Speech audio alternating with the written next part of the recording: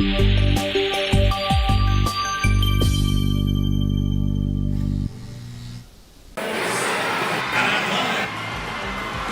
in to game 59 of the 2023 Banana Ball World Tour, loved by our good time pals over at Zappos. We're coming to you from Durham Bulls Athletic Park, a beautiful venue for Banana Ball. Home of the AAA affiliate of the Tampa Bay Rays, the Durham Bulls. And how about Ripken? We've brought out all the stops here in Banana Land, and now you get a good look at Durham Bulls Athletic Park. Built in 1995, and the home of quite possibly the most legendary minor league baseball team of all time, the Durham Bulls.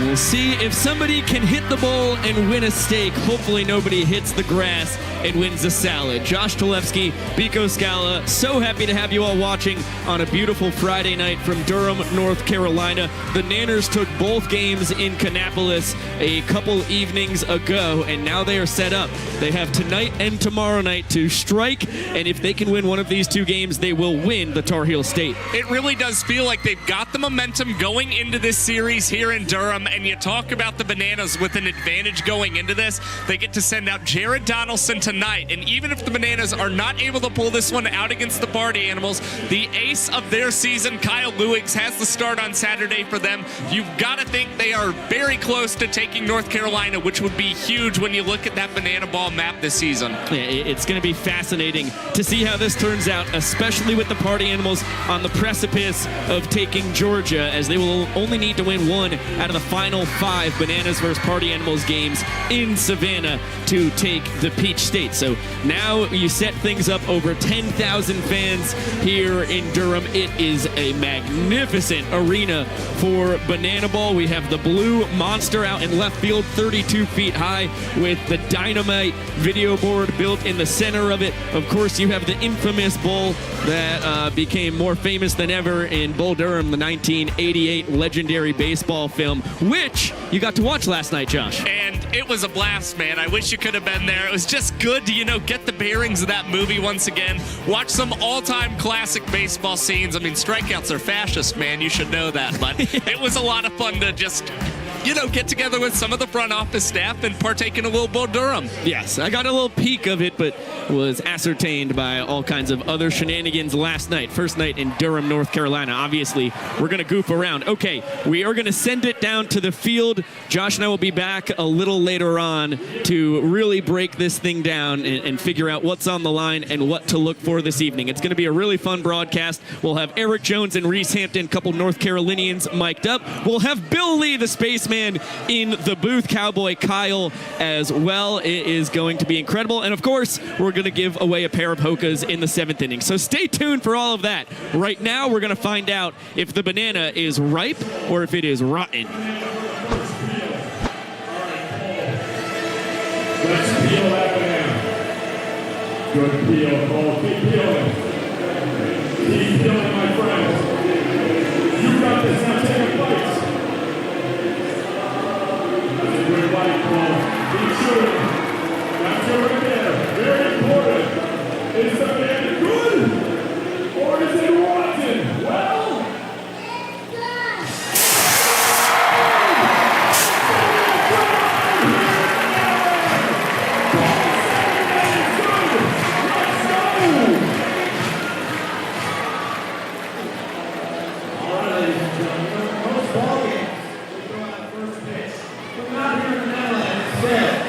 throw out the first goal in the hand. And throw that tonight with my man Chad. And you're going to help him here because we're going to do it in a fun way. We're going to put a blindfold on Chad, and he's going to have to find his man somewhere here on the infield. It goes like this.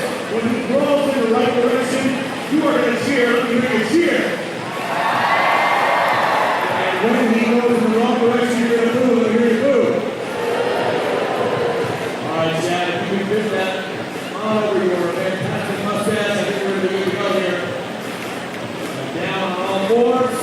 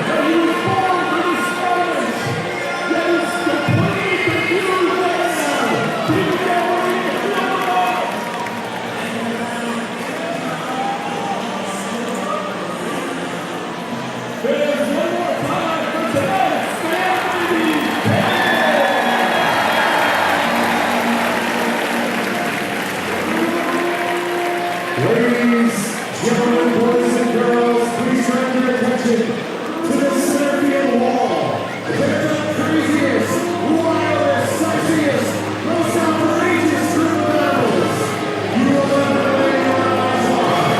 And they're here for just one reason: to party. Here come the party animals.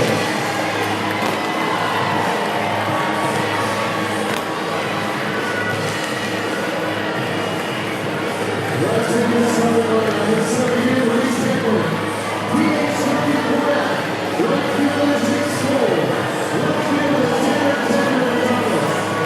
Good baseman Mason Moore. The extra hitter Darren Romeo. At short, Chase Aycott. At first, Jason Swan. At catcher, Mike Rodriguez. And at second base, Dustin Davis. On the mound for the Party Animals, Sean Queef. The Party Animals are managed by Mike Rodriguez. And Slammy, Sam, Whitehead.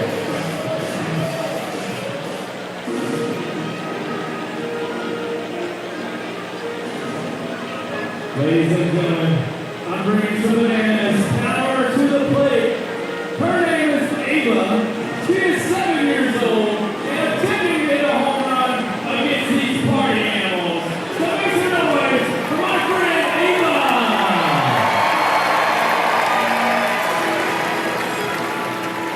She is facing party animals pitcher Brett Helen.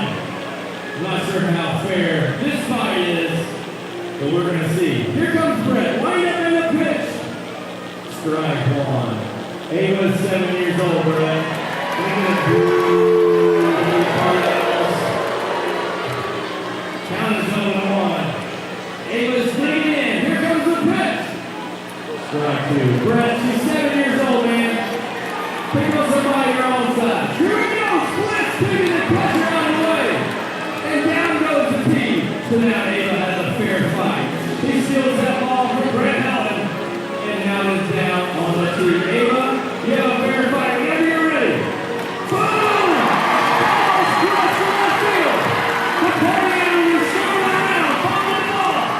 The ball strikes to right field. Make some noise, ladies and gentlemen. The Animals operate second. And running the third down. The party animals just roll the ball around the infield. Get over the field, ladies and gentlemen. Ava's running third. Going to the plate. Here comes the throw. Out of time. Home run for Ava.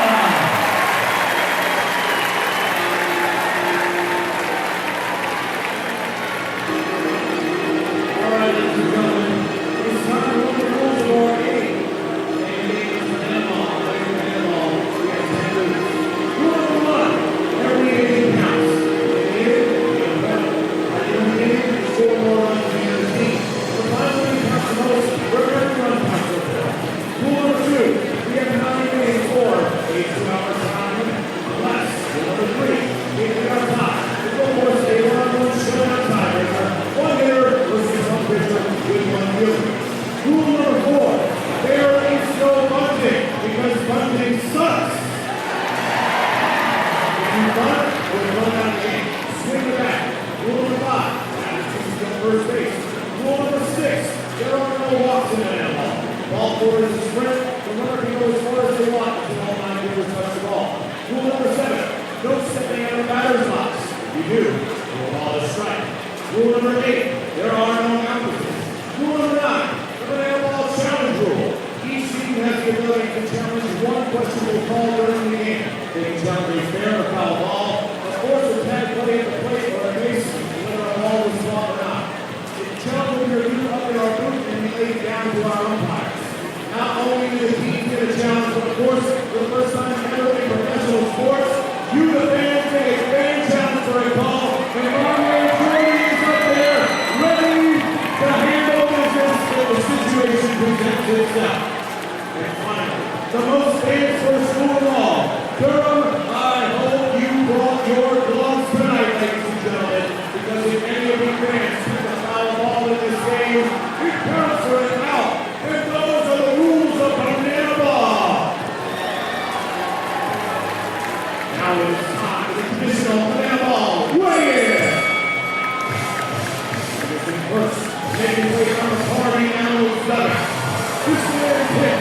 do not lie. In fact, his hits are registered weapons in at least 17 states. Ladies and gentlemen, please welcome Jake Lialios.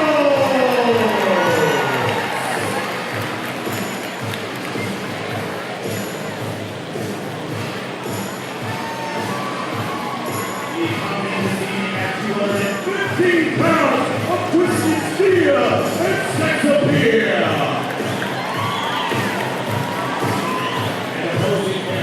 Making his way out of the Savannah Bananas weather. He is the corn cloud out of the mountain. Men want him. Men want to be here. Recently, a photograph of his abdominal muscles has been commissioned to hang in the halls of the Louvre Museum in France. Ladies and gentlemen, please welcome Noah Bunting.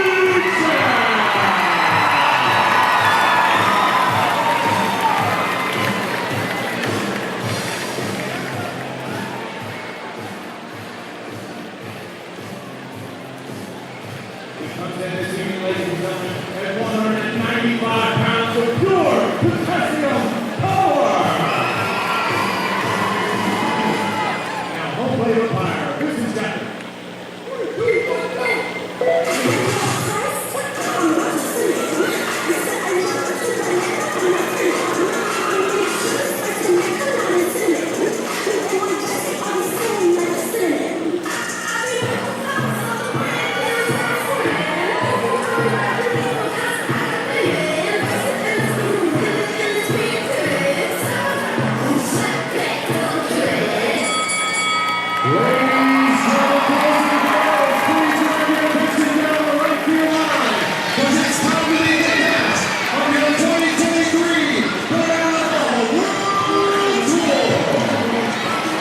The cast and crew parading down the right field line. What a job by Jake Lialios and Noah Bridges on their choreographed dance there. That was an absolute doozy. I think Jake Lialios is being underused when it comes to these weigh-ins here. Look, I don't know about you, but I heard a story that those hips testified in a court of law and were found unable to lie.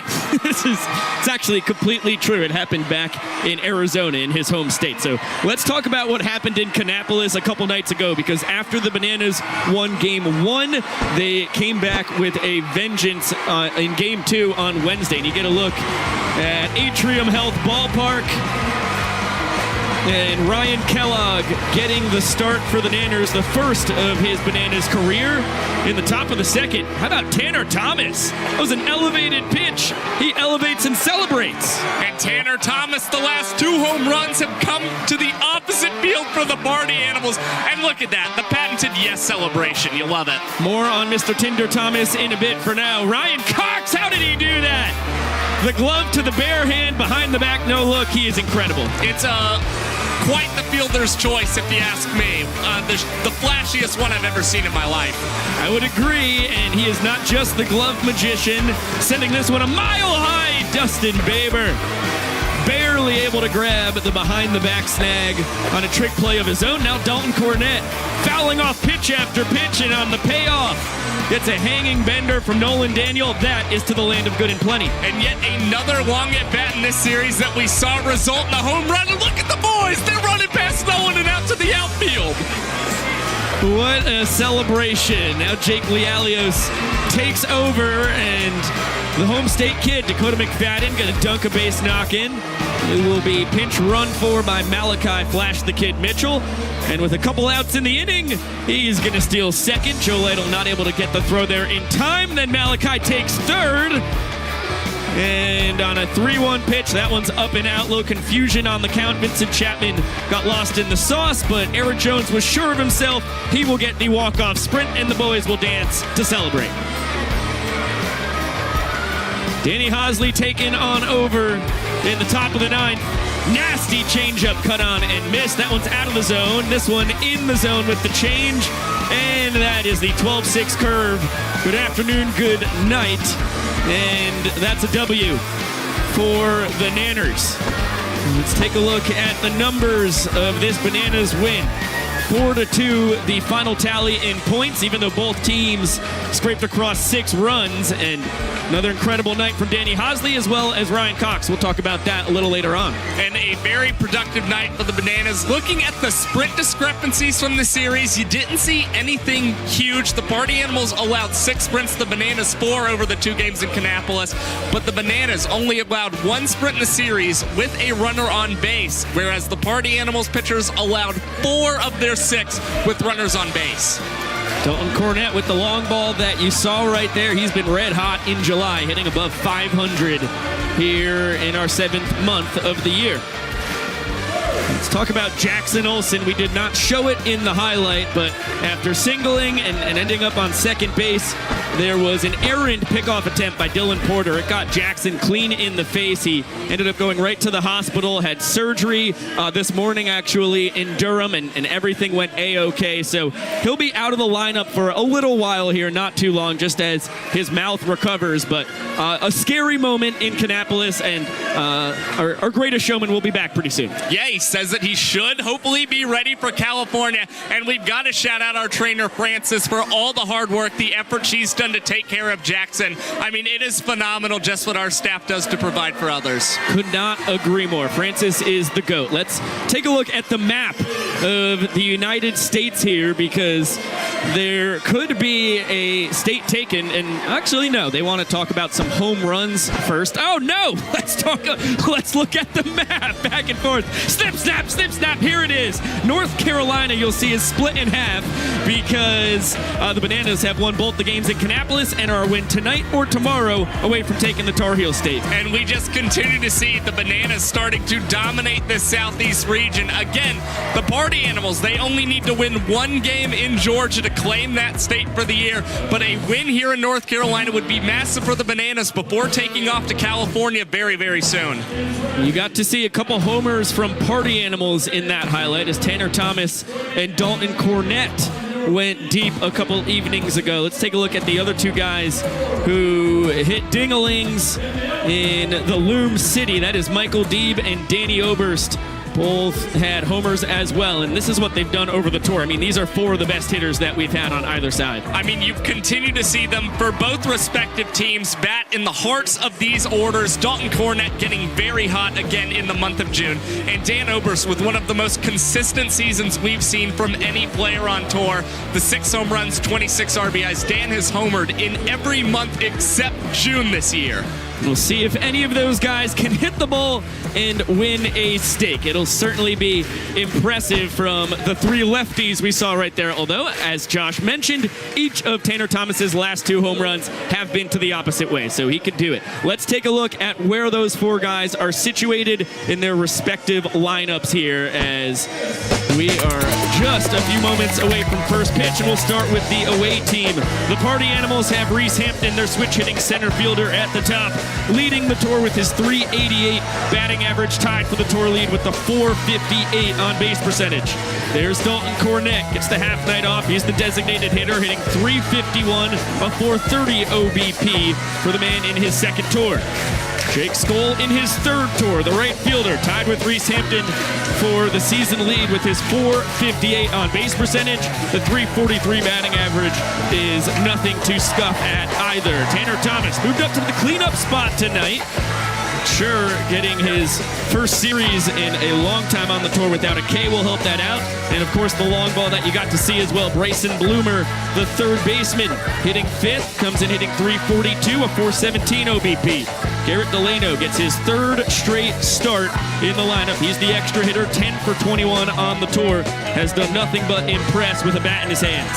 Chase Acuff, the shortstop, will hit 7th. He continues to heat up as of late and has been incredible with the glove. Jason Swan, the first baseman, will hit 8th, hitting .266, but a .377 on-base percentage for the 5-year man out of Georgia Southern. Mike Vivacis, the catcher, will be behind the dish, only hitting .143 in his 3rd tour, but a small sample size, 5 for 35. He is Sean Fluke's personal catcher. But before we get to the exterminator, Dustin Baber, the second baseman, will round out the order. You saw that excellent behind-the-back trick play that he made. That was part of his 48 on the tour to lead the Party Animals, and there is the aforementioned Exterminator, the self-proclaimed strikeout king, who has been incredible when he gets the ball from the get-go. Opposing Fluke and the Party Animals, it'll be D.R. Meadows, the center fielder, leading off for the Bananas, hitting .346, second best on the team. His .438 on-base percentage is pacing the Nanners. Incredible in his first tour. Michael Deeb, the left fielder, will hit second. He continues to be as consistent as ever in his third World Tour, hitting .323, a .389 on-base percentage. There is Dan Oberst, the other home run hitter for the Nanners in Kannapolis. He's leading the Nanners with his .366 batting average and .1011 OPS. Dakota McFadden, the DH in his home state, in the cleanup spot, hitting .298 with 8 long balls. Second most on the team to this man, Eric Jones Jr., tied with Reese Hampton for the tour lead in homers with 9. He also comes in hitting .310.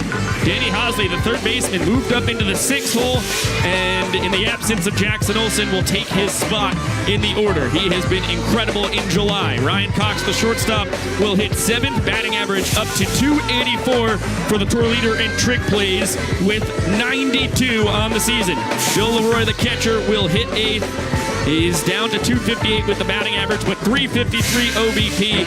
And boy, he's about as scrappy as they come in the batter's box. Noah Bridges in right field will hit 9th. He's starting to heat up as of late and is as dangerous as you're allowed to be on the base paths. And Dalton Malden, the songbird of our generation, will handle second base and hit 9th. Check that, 10th. It'll be Jared Donaldson on the bump.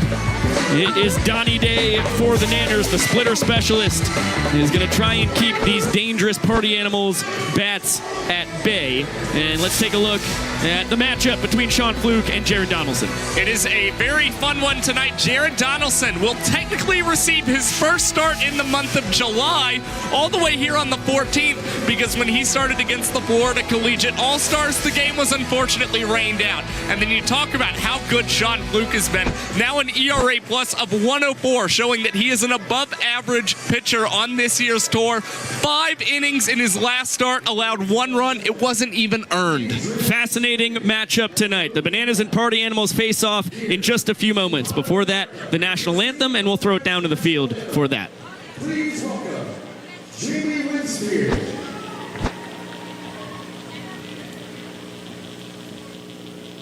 Oh, say can you see by the dawn's early light what so proudly we hailed at the twilight's last gleaming, whose broad stripes and bright stars through the perilous fight for the ramparts we won were so gallantly streaming, and the rockets rang out the monsters singing out. They proved through the night that our flag was still there. Oh, say does that star-spangled banner yet wave o'er the land of the free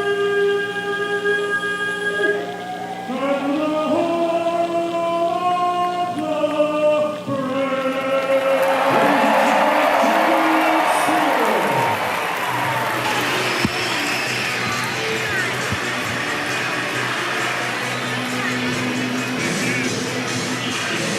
It's Game 59 of the 2023 Banana Ball World Tour, loved by our good friends over at Zappos. The 29 and 24 Bananas take on the 21 and 20 Party Animals with North Carolina on the line here tonight in Durham Bulls Athletic Park, home of the Triple-A affiliate of the Tampa Bay Rays, the Durham Bulls. Over 10,000 Bananiacs jam-packed in here. The 258th straight sold-out Bananas game. And the good folks of the Tar Heel State have brought the energy. We'll see if anybody can hit the legendary sign tonight. It was being peppered in batting practice. Party Animals losers of 2 straight against the Nanners in jeopardy of allowing the Bananas to tie the season series at 21 games apiece. Here's how the Nanners will line up defensively. How about Reggie Horton up top? I don't know if that's been happening before, but I just noticed it for the first time. I digress. From left to right in the outfield, Michael Deeb, D.R. Meadows, and Noah Bridges. Danny Hosley, Ryan Cox, Dalton Malden, and Eric Jones Jr. from third to first in the infield. Bill Leroy is handling the catching duties, and Jared Donaldson gets the start on the mound. This is a starting defensive lineup that we have not seen all season. It's Danny Hosley getting his first start at third base. We've only seen Jackson Olsen and Eric Jones Jr. get starts at third for the Bananas. It is going to be a fun defensive lineup, and it's Ryan Cox who's going to need 4 trick plays across these next 2 games on average to get to 100 before the Bananas leave North Carolina. It'll be fascinating to see if the glove magician can do it. Here's what Jared Donaldson has done across the tour. Second most innings pitched at 81, averaging 5 minutes and 4 seconds per frame tossed. Let's take a look at how the Party Animals will line it up against Donnie. At the top, it is Reese Hampton, the center fielder, Dalton Cornett DHing, and Jake Skoll, the right fielder, due to swing it here in the top of the first. Tanner Thomas in left will clean it up. Bryson Bloomer at third hits fifth. Garrett Delano, the extra hitter, behind him. Chase Acuff at short.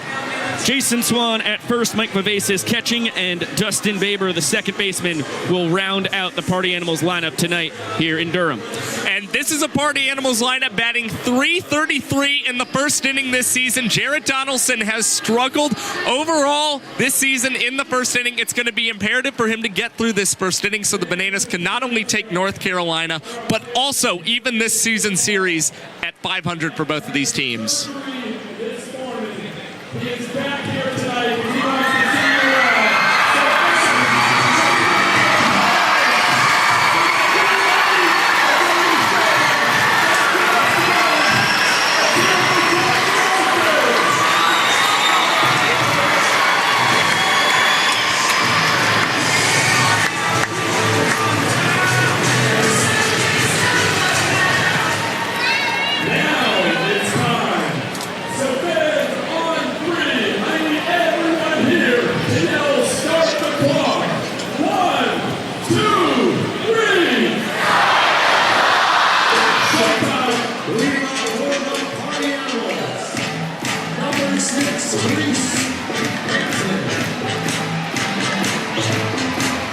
Oh, it is a sight for sore eyes. Get a glimpse at Jackson Olsen. The swelling has depleted a whole ton since his first night in the hospital. Shout out Marie and Taylor Matzinger for being able to take him over there for Atrium Health Ballpark. And as Josh mentioned on the pregame show, Jackson hoping to be back in action for the California road trip coming up in a week. Reese Hampton, the 12th round draft pick of the Detroit Tigers back in 2018. Been the best hitter on the tour thus far, leading in just about every category that counts as he fouls off the heater. Still a 1-2 count against Jared Donaldson. And he has by far been the toughest out for Jared Donaldson on this year's tour. Reese Hampton coming into this ballgame batting .588 against Donnie on the season. Great take there on the 1-2 splitter. Count even at 2 balls and 2 strikes. Hampton out of Charlotte, North Carolina, goes down swinging. Like Donaldson went with the old 2-2 changeup there. Nasty pitch. Executed it very well. And it was a good mix of pitches there from Jared Donaldson. Reese Hampton with 3 strikeouts in Kannapolis across the last 2 games. Now a strikeout here in Durham. We haven't seen a pace like this for Reese since February and March. He still has 21 ball 4 sprints compared to 24 Ks on the tour. Great ratio. Here's Dalton Cornett, who has been red hot in July, as we mentioned. Homered on Wednesday night off Nolan Daniel. And a guy who's been great all tour has revved it into a whole nother gear here in July. Yeah, and he worked on swing adjustments after leaving Nashville, and they really seem to have paid off for him. 2 long balls here in the month of July.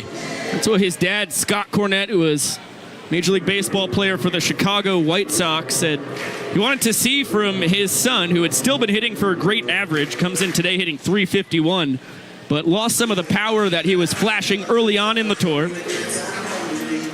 In the opening night of this whole shebang, he untied a 2-2 affair in the 9th inning with a solo shot off Dakota McFadden. And has not slowed down since then. Now has a full count. And you saw those results almost immediately for Cornett, even though it was a game that was ultimately suspended and canceled. The Party Animals game against the Aussie Drop Bears. And Dalton Cornett's lone at bat of the night. He had a double off the wall in Grayson Stadium. Tries to hold up, but goes around on the 3-2 fastball. And Jared Donaldson, 2 strikeouts, and 2 of the best hitters in Banana Land to start his night. Yeah, and it's a good start for Jared Donaldson so far on this season. His season high in strikeouts against the Party Animals is 7. He could possibly match that or best it tonight if he stays hot in this ball game. Jake Skoll stands in his way of a clean first inning. 15th overall draft pick back in 2010, nabbed by the Texas Rangers. Spent 5 years in their organization, 2 more in the New York Yankees farm system. Made it up to AA in both spots.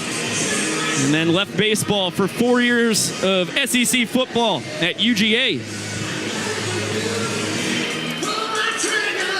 And after his work in Athens, got back into the baseball world by playing on the One City World Tour for the Bananas. March 20th, 2021 was his return to the sport that had him drafted 15th overall in 2010. And the past 2 summers were spent in the Atlantic League, playing for the Gastonia Honey Hunters. And boy, has he been devastating here on this tour. Yanks that one down the right field line. Leaping catch. Noah Bridges slams into the wall and takes a tumble.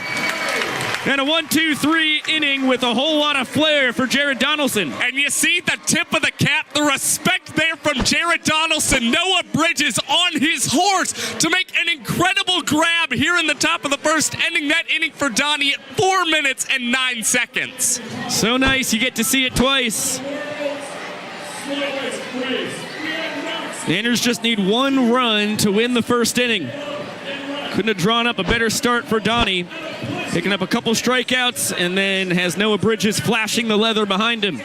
The Party Animals defensively from left to right in the outfield have Tanner Thomas, Reese Hampton, and Jake Skoll. In the infield, third to first, it's Bryson Bloomer, Chase Acuff, Dustin Baber, and Jason Swan. Mike Vivacis is catching tonight, and his partner from Hudson, Florida, Sean Fluke, is on the bump. Now, here's a fun fact concerning this Party Animals outfield. They have played a plethora of games together this season, and believe it or not a single one of these players has recorded an error playing the outfield. And then you talk about the battery of Fluke and Vivacis. They continue to work well off of each other, and hopefully we see the Party Animals step it up with a few more trick plays in this ball game. We only saw 2 in the last one, both coming from Dustin Baber. Let's talk about the Exterminator, our shirtless protagonist, who does have a jersey on, at least for now. I'm sure that will change in a couple innings. See what he's done across 42 and a third innings. He's been an above average pitcher on the tour either way, but when he starts, he is truly incredible. And we saw that in his last start for the Party Animals. 5 innings pitched, 5 hits allowed, 1 run which was not earned, only 1 sprint given up, and 5 strikeouts for Fluke. He earned 2 points and also the win for the Party Animals, averaging a 3-minute and 36 MPI on the night. And let's take a gander at the Nanners lineup that is looking to push a run across here in the first to claim the first point available. It's their center fielder, D.R. Meadows, leading it off, and then Michael Deeb in left. Hit second, Dan Oberst due up to swing third as the extra hitter. Dakota McFadden, the DH, cleaning it up. Eric Jones Jr. at first base. Danny Hosley at third. Ryan Cox at short. Bill Leroy catching. Noah Bridges in right field. You just saw him making a heck of a play, and then Dalton Malden rounds out the order at second base. And man, DR Meadows continues to be one of the most valuable bats for the Bananas on this year's tour, especially since moving into that leadoff spot. Across his last 24 games, he has reached base safely in 23 of them. Are you not entertained? It's exactly what you want at the top of the order.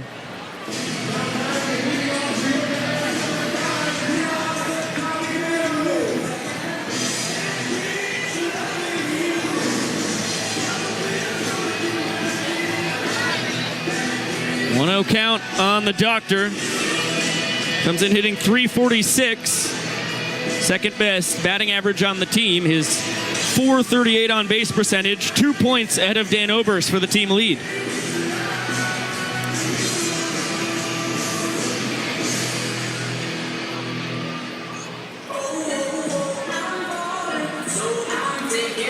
One misses, a pinch down and out. And David Meadows back ahead in the count. Cut and a miss on a pretty rare fastball.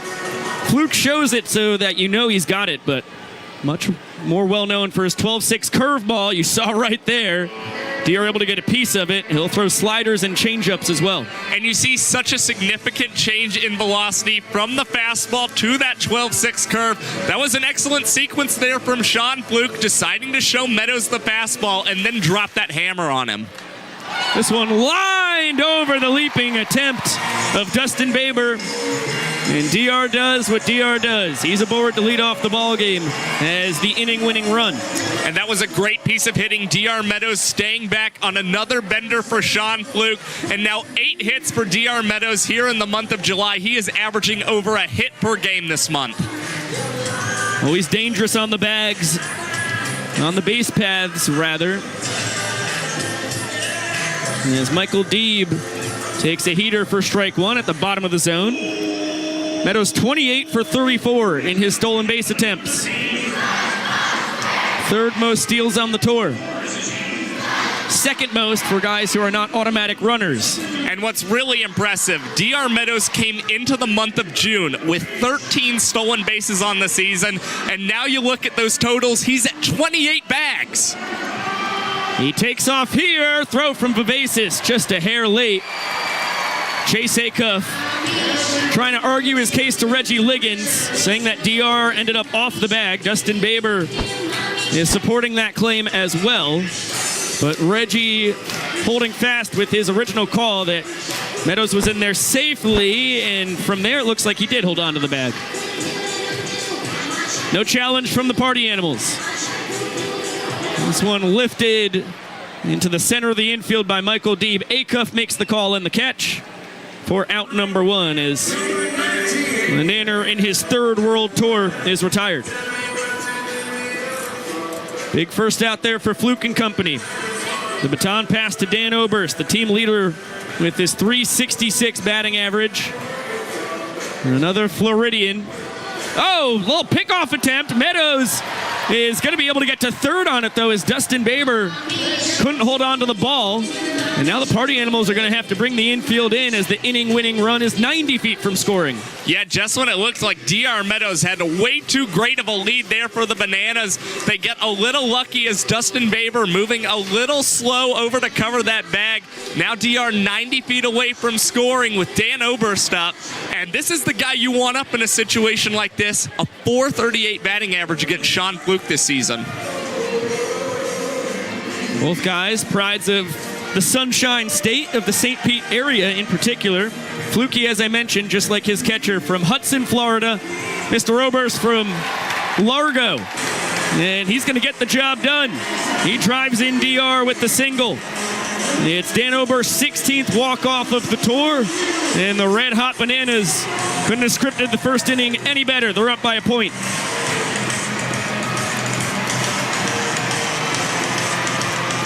As the Nanners parade through the stands of a full-capacity Durham Bulls Athletic Park, celebrating with the fans, let's take a look at why Ryan Cox was the showman of the night 2 evenings ago in Kannapolis. It was a fantastic night for the Bananas shortstop. As we look at this ball game here in the top of the second, how about Ryan Cox with a glove flip fielder's choice. And I mean, you cannot find a better fielder's choice around than this play from Ryan Cox, his 91st trick play of the season. And now he's boogieing with his double play combo, Danny Hosley here. I mean, he's got the footwork down. He's got the glove moving. Just fantastic. And Ryan Kellogg getting a swing and a miss there from Jake Skull, too. Now here in the third with Bryson Bloomer up at the plate. Cox, he's going between the legs, and that will get the Bananas out of the third, his second trick play of the ball game. Here in the fifth inning, it's Ryan Cox getting a ball four sprint. He's in at second base and gets an RBI for his troubles. And now, here in the bottom of the seventh, did he do it? Oh no, not a home run for Ryan Cox. It goes just off the wall, and he's going to do some push-ups there. It's going to take just a little more power to get the ball out of the yard for Coxie.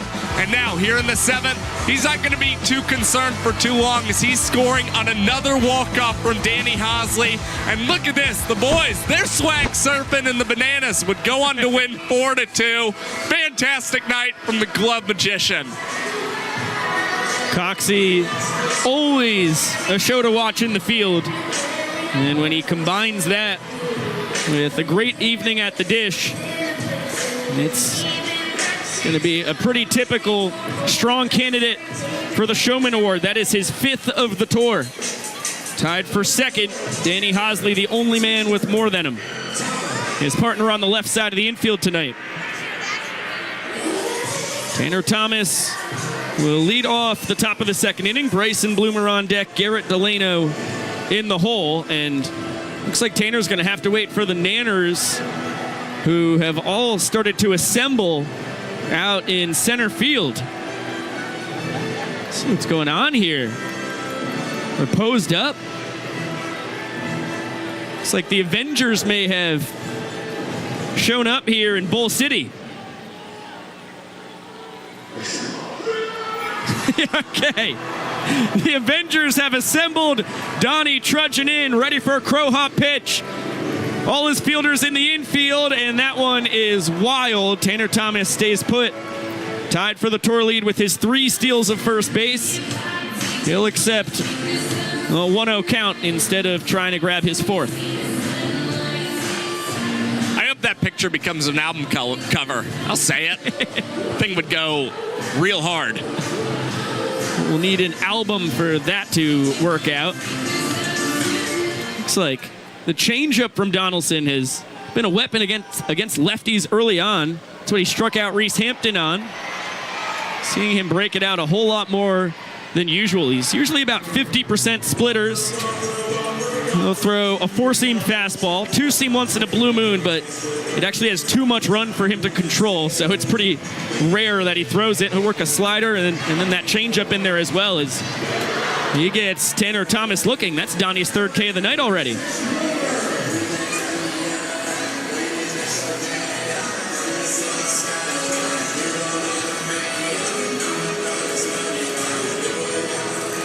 Donnie sets his sights on his 2021 Coastal Plain League teammate, Bryson Bloomer. Vincent will take the time to twerk as the pitch behind the Party Animals' third baseman's butt. That ball blasted deep to center. DR backpedaling. And on the track, not able to make a jumping catch. That's going to bounce out of this ballpark. What's the ruling on that one, Josh? That is an excellent question. That's one I'd actually like our replay to help us out with to determine here. I'm pretty torn between a ground rule double and an E8, and unfortunately replays are down. I don't know what's going on in the control room in Savannah, but the one look is all you get, buddy. Well, we're hitter scorekeepers after all. For now, this will be a play under review after the game. For now, it's a double for Bryson Bloomer. It's his 8th of the tour. First Party Animal to reach base. And Garrett Delano takes the first offering low. Bill Leroy able to scamper after that. And hold Bloomer at second base. Delano, the extra hitter, 2018 Banana. was during his 4 years at Brown University, transferred to Mercer for his 5th and final collegiate baseball season. 10 for 21 on the tour with a homer and a double. He's earned 1 ball, 4 sprint, only struck out 3 times. The sample size is minuscule, but the .476 batting average is certainly one where you keep him in the lineup until he does wrong, and that is going to be a base hit down the left field line. Danny Hosley was going to have to make a stupendous play to try and get Delano, who runs well. And runners on the corners with 1 gone. Yeah, you just continue to see Garrett Delano go up there, be aggressive, work a good at-bat, and get his base hits for the Party Animals. And how about this? Delano coming out of the ball game, and we've got a pinch runner in for the Party Animals. It's Brandon Roberts, a new player. He's a super utility player out of Honolulu, Hawaii. Guy who played on Team Hawaii his junior and senior years in high school. He will take off. Second pitch of his banana ball career. He's got his first stolen base.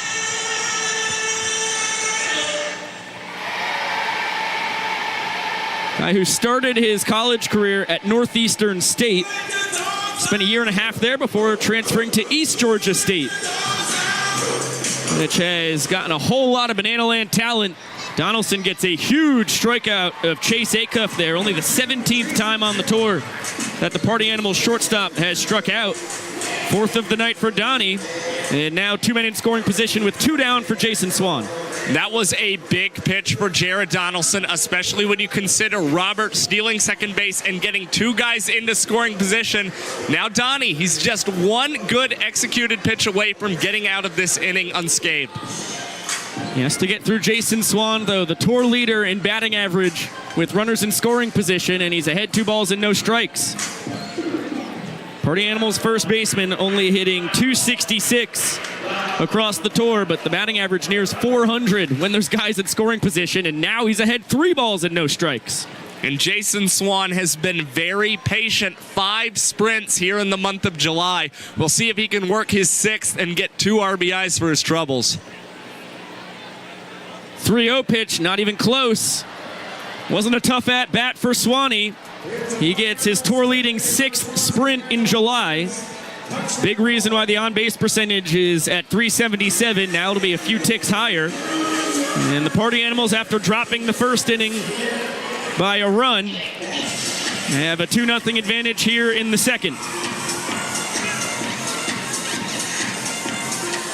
Grayson Bloomer scores for the 45th time on the tour. Brandon Roberts notches his first run as a Party Animal.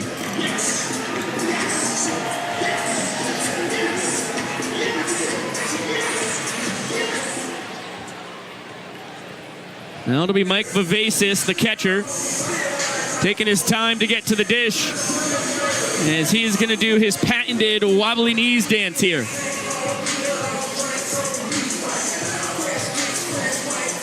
In his 3rd world tour, so we've gotten to see it a whole lot as of this point, but never get sick of it.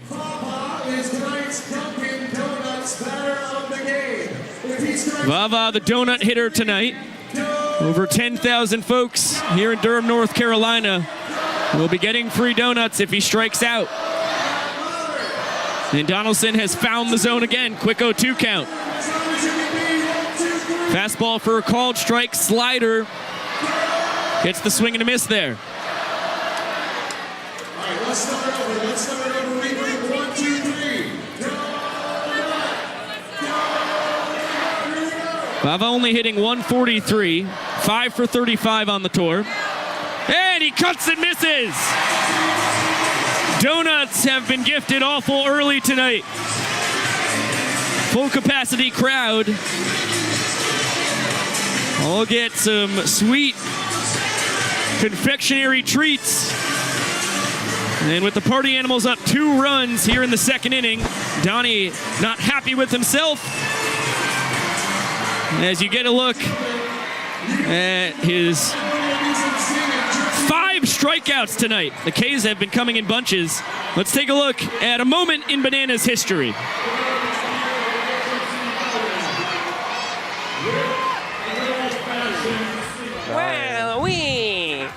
thing. Waluigi. I'm not sure I remember. Quite a change up for Yeah. Waluigi. It's just punch. I love Waluigi. Did you hold down different? My dad kind of looks like Waluigi. It's another reason why I really like him. Oh, you punch his father out, then you punch the kid out. Wah. Mamma mia. Okay, terrific. So whatever you say, Josh will have to say, and go. What's your favorite color? What is your favorite color? Red. Why? Why? I don't know. Thank you so much, Nana Karen, for your time. This has been a blast. Can I get a goodbye kiss, please? Thank you so much for your time, Nana Karen. This has been a blast. Now, can I get a goodbye kiss? Good. Thank you so much.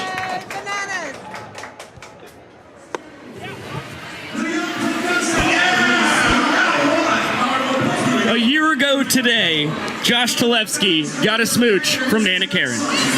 What a beautiful memory that was. And I got absolutely demolished in Mario Baseball. I mean, that wasn't even close to my best showing. And, I felt a little off when I woke up this morning. I didn't know why the reason was, but it was because that I got absolutely smoked a year ago, and I'm still feeling it today. As did I, Kyle. Yeah, so that's fair. We sink and we swim together. Quick 0-2 count here on Dakota McFadden. The pride of Rocky Point, North Carolina. He's home, baby. By the way, Cowboy Kyle Lewis has joined us in the booth. Yes, I'm here. Happy to be here. A little bit of a different vantage point this evening. I don't know if I've ever been, at least on this tour, that we haven't been directly behind home plate. I kind of like it. So in Kannapolis, we were pretty deep down the third base line, so pretty exact opposite. Oh, okay, yeah, I remember that. Yeah, that's right. But the difference is in Kannapolis, we had glass windows surrounding us, and here we've got a wall that cuts off about 30% of the field. And we were tested early on the great jumping play by Noah Bridges up against the right field wall. Yeah, and I know that we're a hitter-friendly broadcast here, but I think we're going to have to continue with that. And I think that first hit that Bloomer had was definitely a double. Okay, good. Oh, D-Mac slams the brakes. He could have easily had two bases on this sprint. Did not have his head up to see that there was a misfire between Baber and Bloomer. But all seven party animals eventually do get to touch the ball. And McFadden will have a one-base sprint and be able to run for himself over there. Thought the Nanners might try and throw in Malachi Mitchell, but I get why they didn't. As his fellow North Carolinian, Eric Jones, originally out of North Charlotte, now the family residing on the south side, is the man who represents the inning-tying run. Yeah, and you talk about Malachi. Brandon Roberts scoring that last half inning for the Party Animals is my roommate tonight. So I'm going to get to hang out with the man from Hawaii later this evening and get a little bit more insight before we close our eyes tonight. I got to chat with Brandon for about 45 minutes earlier today. Delightful guy. Talked to him briefly at the tryout last November 19th, but got the whole life story ahead of his Banana Land debut. Anything that I need to be aware of before I close my eyes tonight? I mean, am I getting myself into a situation I shouldn't be, or? That one just misses the bottom of the zone. Count 3-1 on EJ. No, you should be fine. He did mention that. Does he snore? No. That's what I'm most concerned about. But he sleepwalks. Oh. And has flashbacks to all the street fights he got in. Oh, so he sleep fights. Correct, in Honolulu. So he'll be throwing kicks and punches, and he'll be moving around the room. But besides that, you should really be fine. Delightful. That's really good. Josh, you want to sleep in my bed with me tonight? I don't know, man. Next thing you know, he'll grab me and try and ride me like a surfboard, you know? Well, because last I talked to my mother was yesterday before practice, and coming out on the broadcast tonight is a good opportunity for me to forgive and forget and move on and really put the past behind us. And we can be pals, and I'm willing to share my bed with you tonight. Wow, this is a beautiful moment. As was Eric Jones huffing out a 2-base sprint. Very uncharacteristic start to this inning for Sean Fluke, who across his last 5 starts in 22 innings pitched had only given up 5 runs on 21 hits while recording 10 strikeouts and only 4 sprints. 4 sprints over his last 22 innings as a starter. He's given up 2 here in the second. And there's our man Malachi Mitchell taking over for him out there at second base, representing the inning tying run. Fava took that foul ball off the forehead. Was not comfortable, especially off the bat of a red-hot Danny Hosley. His 20 walk-offs lead the tour. He represents the potential inning-winning run, now behind 1 and 2. And Danny Hosley, you talk about his last 6 at-bats with the runners in scoring position. He is 5 for 6 for the Bananas. Making 5 for 7. And you jinxed it. Greg Sharon, thank you so much for handing out some gift subs. Appreciate your generosity in the chat. Josh, do you have an apology on hand for Danny Hosley? Danny, my condolences to you, any of your extended family who are also upset with me right now, and I regret my actions. 5 for 7. Still pretty good. Amazing. Yeah, not bad. You're not going to complain at the end of the day. Ryan Cox sends this one deep to right. Jake Scholl's got a beat on it. We'll haul it in for out number 1. Dakota McFadden will score easily. Malachi Mitchell follows him up to third. And the inning tying run now 90 feet away with 2 outs. And there goes Ripken, the bat dog, doing what he does best. Looks like he shed the banana suit that he had on earlier, but good to see him back out after being out with us a little while ago in Grayson Stadium. That was a pretty cool experience, but getting to come to his home turf is definitely something that's very cool to see. That was last August in the summer series. Yeah. Ripken spent a couple games with us after Josh and I scouted him out at the Coastal Plain League All-Star Game in Holly Springs, North Carolina. It's a good boy. It's a very good boy. Dog knows how to catch a Frisbee. Yeah. Oh, Ripken's a menace for the Frisbees. The fate of the inning lies in the hands of Bill Leroy, your partner in life over the past 7 years, dating back to 4.5 at North Georgia. Now, the two of you in year 6 together as Bananas. This is Lil Baroy, not Bill Leroy. He has since changed his hitting stance and added an insanely high leg kick, which I am a huge fan of, but he doesn't swing like Bill anymore. So that one looked like it might have been down. I mean, Bill's low to the ground, so he could have caught a knee there. 2-2 is lifted into shallow right. Skull battling the sun will make a basket catch to secure a 2-1 win of the second inning. Party Animals not this game at a point apiece. And we are off to a great start here in Durham, North Carolina. Be back in the booth with Cowboy Kyle Lewigs after Maceo Harrison and the boys dance us into the third inning. And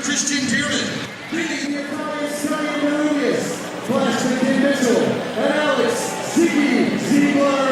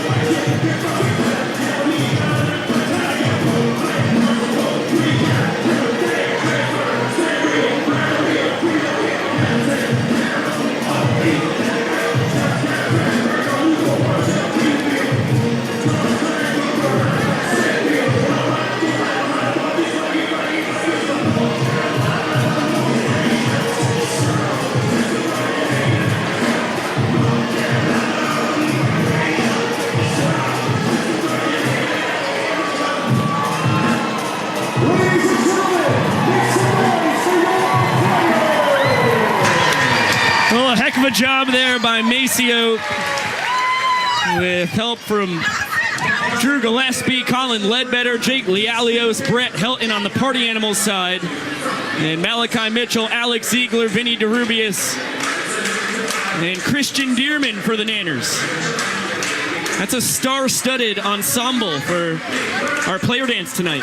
See, last time I said something like that, and Kyle didn't necessarily like it too much. Got no issues here. I'm happy as a clam.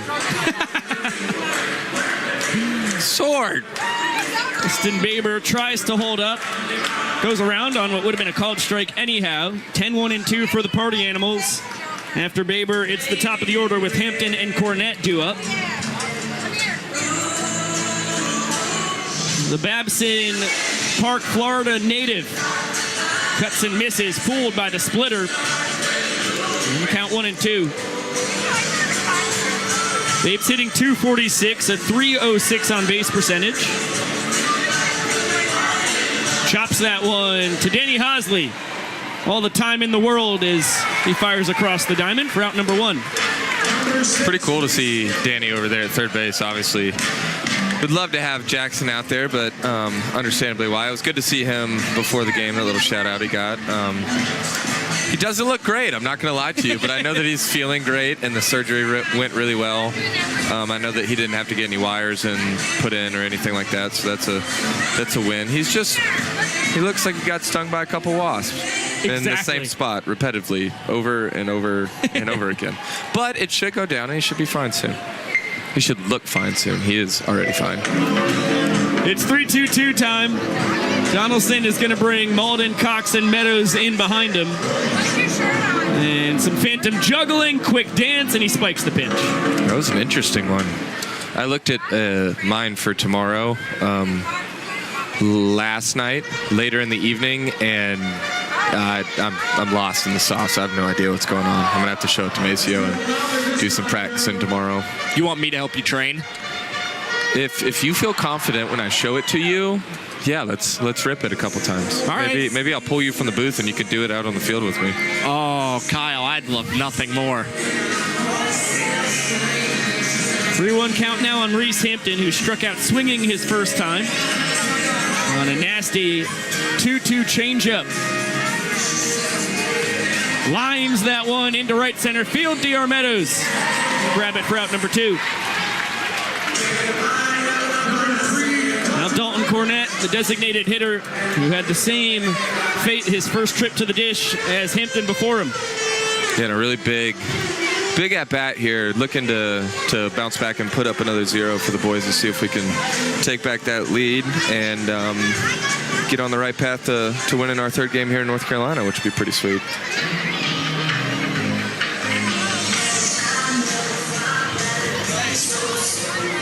This one popped left side. Hosley in pursuit. He runs out of room. And it's caught by a fan. Excellent grab by that man. Gets Donnie out of the inning. 1, 2, 3, go the Party Animals. What a sweet snag from the fan. Now across 3 games, we have seen 3 fans catch foul balls here in North Carolina. Boy, these fans are putting on a defensive clinic. I was speaking with the owner, Jesse Cole's father, before the game, and he set the line at 2.5 foul balls caught this afternoon. I took the over, and that's a great start in 3 innings to already have 1.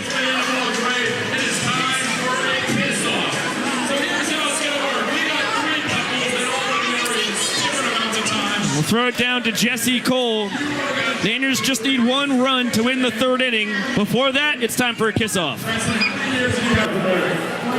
1 year. All right, now we process. Let's go, guys. Very cute and 1 year one. All right, who we have here? 7. And how many years you guys are there? 20. 20 years. All right, see what we got. All right. Let's get the leg. Let's this. All right. Now, your name? Joan. Joan, how many years have you guys been there? 50. 50 years. Let's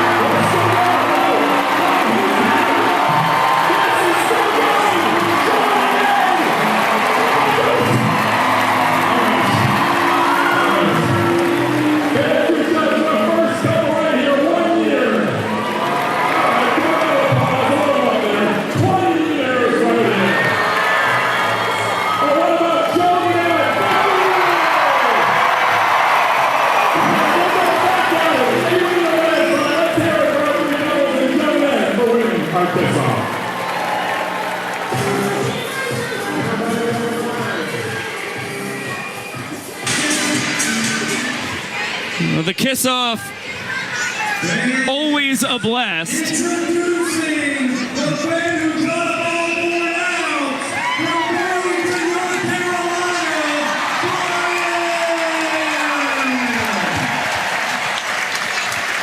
Always cool when the fan gets the shine they deserve for getting you guys or the party animals an out. Yeah, what do you guys like? Over, under 2.5 tonight? I took the over. Foul balls caught. Ooh, wow. There is a lot of real estate here where foul balls could be snagged. Yeah. That would be a banana ball record. Except for directly behind home plate, because I made the mistake earlier, right before the game started. I was supposed to toss out foam balls behind home plate, and I tried to go over the netting and realized that there's a roof of netting over that goes to the roof of the stadium. Yes. So I threw it. Everybody got very excited, and then it rolled directly back downtown to me. So. The important part is that you tried your darndest. Noah Bridges is able to spoil the 1-2 offering from Sean Fluke. It's 9-10, and then the top of the order for the Nanners. Dalton Malden on deck. DR Meadows in the hole. And a cut and a miss. Fluke gasses up Bridges and has his second strikeout of the evening. Yeah, and we've seen Fluke continue to dominate this season against Noah Bridges. Now Noah 0 for 9 against Sean Fluke. He had 2 strikeouts in both of his at-bats in the last game in Akron. Now starts with another strikeout here tonight. Maybe he'll get around to Fluke on this next AB tonight. Call me crazy playing here in Durham, North Carolina tonight and tomorrow. Dalton Malden is my hot shot to hit a home run before we depart from Durham, North Carolina. I like it, but not using a yard card here. No. Kind of thinking the same thing. He strikes out on 3 pitches. Fluke gets his 3rd K of the night. And once again, the fastball is the weapon of choice. No, I'm sorry. We don't have a Band-Aid in here. I don't think. Oh, Josh Talevsky, he might have a Band-Aid for you. We are right here with the fans. So we get to converse with the great people. Josh had a Band-Aid. Wow. You know, like the Man Boy of the Scouts people. say, always be prepared or something like that. Wow. Line drive base knock. DR Meadows is 2 for 2. And no coincidence there. Guess who's in town? David Ray Meadows' new girlfriend. Wow. Of about a week or 2 weeks, but the last time that she came to see him play in Akron, Ohio, right, he absolutely torched it. So he's probably going to have 2 or 3 more hits tonight before we're all said and done. DR stole second and came around to score the inning-winning run in the first. Michael Deeb had a ball and no strikes. He popped out to shortstop his first time. Former Chicago White Sox minor leaguer. After he spent 4 years playing football at Notre Dame, 2 years of baseball at Bethune-Cookman after his time as a linebacker. Maceo Harrison flopping around like a fish as he coaches first base. Deeb ahead, 2 balls and no strikes. And now Josh has to fish out another Band-Aid. Oh, I'm not sure I've got a second, guys. Not sure if we have a flesh wound down there or not. It's getting hairy here. I feel like we may need a towel call Francis? or something. Yeah, it's been a busy trip to North Carolina for Francis. 2-1 coming to the Nanners left fielder. And he lifts that to shallow left. Tanner Thomas goes behind his back and makes the catch. Tanner Tinder Thomas has become a trick play machine as of late. That was a dazzling one. And yet, just another trick play there with runners in scoring position. And whether it's no outs, 1 outs, or 2 outs, it's always gutsy to pull that play out. And I mean, what a catch there. Just really shaping his Tookish out of the way to really get that one behind his back. Nothing but good. And it's a bodacious Tookish to get out of the way. Yeah. Cowboy Kyle Lewis, thank you so much for joining us in the booth, my dear friend. Thank you guys for having me. I'm glad that we had no conflicts. Josh, my time spent with you was just phenomenal. Kyle. Great time with you, Pico. I hope that Brandon, the new guy, doesn't fight me too hard in his sleep tonight. I'm looking forward to pitching in this ballpark tomorrow. And we'll see you guys soon. Always an honor, Kyle. Take care, buddy. There goes Cowboy Kyle Lewigs. And as he exits, we are fired up to bring in the Bananas first baseman, Eric Jones Jr. with the mic on. And EJ, how you living? Pico, I'm doing great. How are you? So much better. I can hear you. That's what I'm Yes, talking about. let's go. Come on. EJ, how cool is it to get to bring Banana Ball to your home state, man? It's been amazing. I've gotten to play with so many, or in front of so many people that I know, and so many people reached out to me, like had a great time at the game, and it's just been a really special time for me and my family, and it feels really cool to share all this fun and excitement with people that I love. Thank you so much. Great Big Tiger Friday outfit to you as well. We've got fans right up here. Yeah, y'all are popular up there. I can see it. They lining up. We're with the people here. Yes. I mean, that's what Banana Ball is at its core, you know. It's for the people. Could not agree more. It's the top of the fourth inning, 3-4-5 for the Party Animals.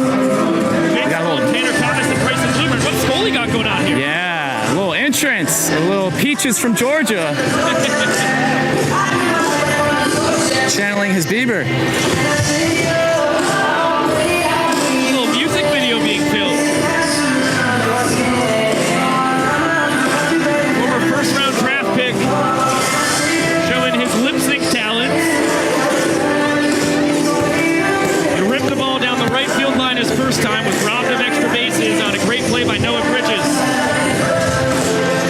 Now, EJ, we got to talk to your parents the other night. They said you probably had more than 100 people at the first game in Kannapolis, maybe another 50 on Wednesday night. Is it another big showing here in Durham? Yeah, I'd say I got about 20 people here. My sisters are here, some friends, college roommate, so got a few people out here. Always makes it fun. It's a fact is Vincent Chapman dusts off home plate. Did he dance? No, he psyched us out. We were ready for it. What's going on here? Hey, maybe we'll get a boogie from Vincent in the future. That one just misses down and in. Count 1-1 on Skull. Jake has 8 homers on the tour. He is one behind you and your in-state compadre, Reese Hampton, as Scully's plucked. Oh, he's getting the super soakers ready. Oh, no! Don't tell me that's coming from me. No, that's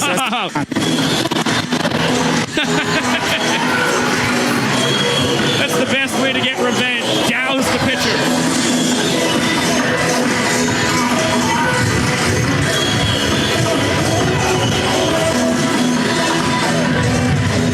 What's up, Jake? I'm on the mic. No one felt better. I'm on the mic. Everybody's going for this right elbow, Pico. Yeah, they like the elbow. Got to protect the golden arm. That's why he's got the Barry Bonds shield on it. Scully, a dangerous base runner. 10 for 12 on the tour in his stolen base attempt. Tanner Thomas struck out looking his first time. I was talking about how Jake has 8 home runs, and you're tied with your fellow North Carolinian Reese Hampton with 9 homers. Is there anything going on behind the scenes as far as that home run race goes? Well, we all want to hit him. Yeah. So, it's just one of those things. Pico, do they know how sneaky EJ is over here? He's a sneaky bastard. Yeah, if you don't pay attention, I might hit you with the fake throw. Just playing banana ball over here. Doing what you got to do. But nah, I mean, obviously everybody wants to hit home runs. They're fun. So you just think we're all just trying to push each other and compete. It's fun. That one just misses inside. EJ, it's okay. You can be honest with us right now. How much time have you spent sizing up that blue monster today? Run it. There goes Skull. It's a base knock for Tanner Thomas. Noah Bridges. Check that. DR Meadows has some trouble with the ball. Now Jake Skull stuck in a rundown, and Bill Leroy's going to track him down. That was weird. That was one of the most bizarre plays I've seen all tour. We'll take it. I'll take it. What in tarnation just happened? He ran into Clay Camp at coaching third. That's what I thought. Clay Camp was on the ground. Skull was just standing there. No man's land. We got one out now. Well, that is a big right? first out. You're right. Yeah. Tanner got up to second on what is a single. Grayson Plumer bounces that one foul. He doubled his first time, about 390 feet away to dead center field. That's a generous double. I know, it's a very generous double. Jared Donaldson will not be happy about it. No. But we haven't gotten a chance to take a second look. It's not set in stone yet. Looked like DR was about to hit the backflip and then decided against it. I know the sun was bad at the beginning of the game too, so no telling. I think you're spot on. This one is bounced to Hosley, and he will get Bloomer over at first. Tanner Thomas moves over to third with 2 down now. No, I think your analysis is spot on, Eric, and then once he got into a potential backflip, he completely whiffed and never even got the flip in. Right, I think Ball might have had a little more carry on it too than he thought, and he was getting kind of close to the wall. So. Yeah. All factors. Now Garrett Delano will swing it with Tanner on third and 2 outs. Delano singled his first time. Behind 0-1. Not a big fan of the call there by Vincent Chapman. EJ, you guys are 1 win away from taking your home state of North Carolina. How much would that mean for you? It would be huge. Yeah. Fair? Play by Bill. Yep. Good a little job. feet shuffle. A little shuffle action on the base. We take those. You kidding me? Now, before we lose you, what would it mean to take the Tar Heel state? Oh, that's all we're talking about right now.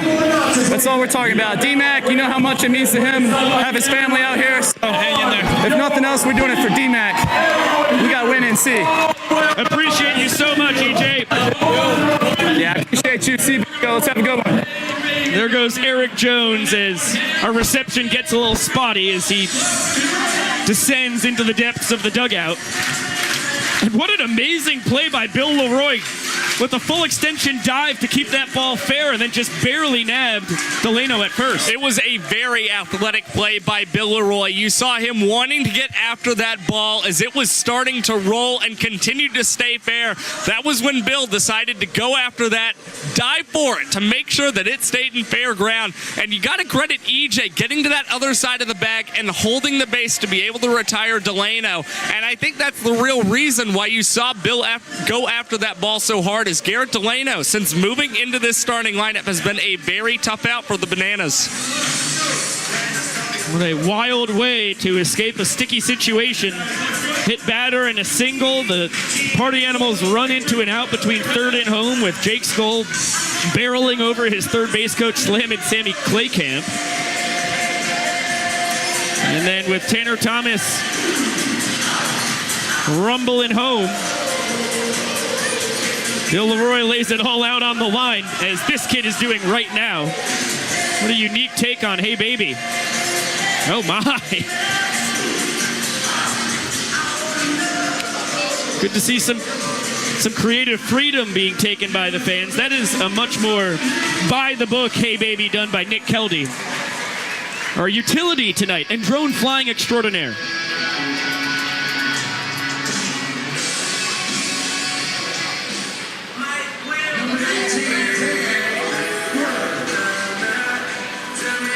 Sean Fluke out for his 4th inning of work. Only credited with a third of an inning in the first when the Nanners walked it off on the Dan Oberst RBI single. The 5-year Banana picked up his 16th walk-off of the tour. Got a 1-1 count on him here. And he has started the month of July going 3 for 3 against Sean Fluke. He is really seeing both the fastball and that 12-6 curve out of the hand of Fluke very well. It's 3-4-5 for the Bananas. Eater misses up and out. Count 2-2 on Oberst. D-Mac on deck. Eric Jones Jr. in the hole as the count runs full on the Bananas extra hitter. Payoff pitch from the Exterminator. Long wait. And it's going to be a bouncer to short. Chase Acuff between the legs across the diamond. Smooth as silk as per usual. Good job handling a funky hop at the end of that one, too. Yeah, you thought you were going to see a little bit of a bobble there, but Chase Acuff gathering it very well and going between the legs and over to Jason Swan. We've only seen one trick play for Chase Acuff so far in July. It's good to see him get one tonight and hopefully go on a streak here for the Party Animals. Yeah, he was on a tear towards the end of June as D-Mac pops this one right side. Dustin Baber making the call, and he'll make the grab for out number 2. That was just Chase's 23rd trick play in 24 tries. He's been very consistent when it comes to the extracurriculars. And he just makes them look very easy, and that's not an easy thing to do from that shortstop position. I mean, the one that always sticks out, going behind the back on a double play to Dustin Baber. One of the best double plays we've seen on this entire tour. Fresh off the mic, EJ sneaks that one through the 6-hole.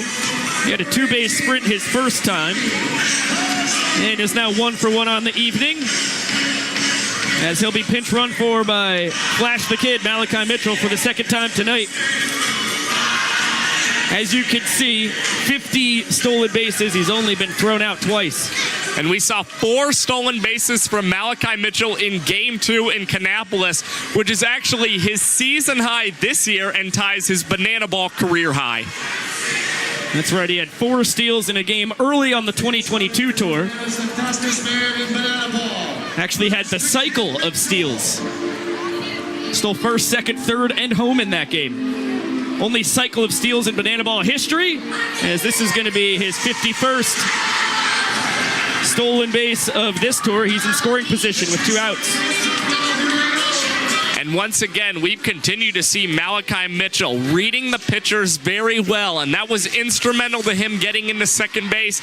Now, Danny Hosley, who has been the batting average with runners in scoring position king as of late for the Bananas, just needs to get a good pitch from Sean Fluke, and the Bananas will have their second walk-off of this ball game.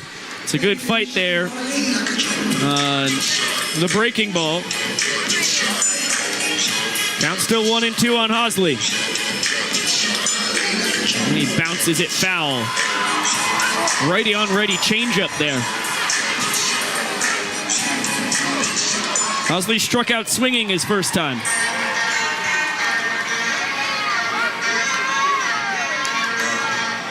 This one is into the stands. A fan could get the Party Animals out of the inning. And that does not happen. Yes, it does! Oh! It does! Vincent Chapman and Reggie Liggins confirm that that's a catch by the fan. And they save Sean Fluke with a runner in scoring position and 2 down. Well, Kerry Cole might be onto something that we don't know about, because here we are. Kyle Lewis mentioned it earlier. Already 2 foul balls caught by fans tonight. This one over the railing. Unbelievable play. We'll throw it down to Emily Cole to talk about Bananas Foster.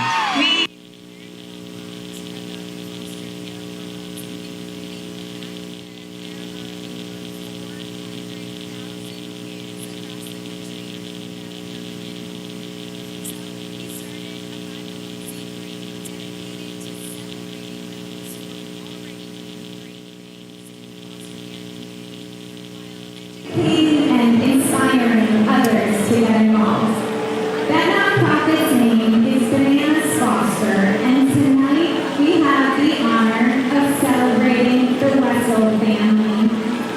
Tracy is a teacher, so you already know she's a superhero. But she had a kid come into her classroom who was in foster care, and she knew that they needed to do something to make a difference. So her family has now been licensed for over 5 years, and they've had 25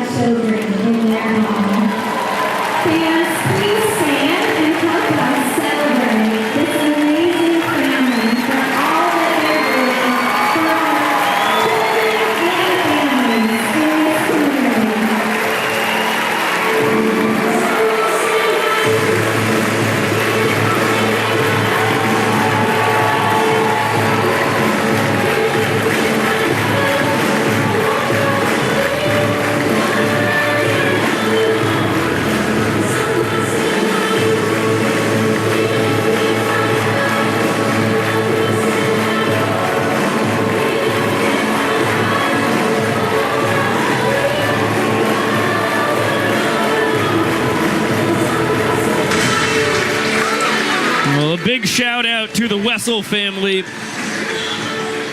As you see, when we shout out these foster families, it is a recurring theme, but it's a pretty unimaginable amount of kids. They've had 25 kids come through their home in the 5 years they've been a foster family. It's mind-boggling. And it's just, I mean, it is really surprising, but from a teacher no less, so you know that they just have that heart for children. It's unbelievable stuff just to know there are good people like that out there in the world. Fires us up. Well-deserved special moment for the Wessels. And the Bananas now running through a banana-lution of dance here.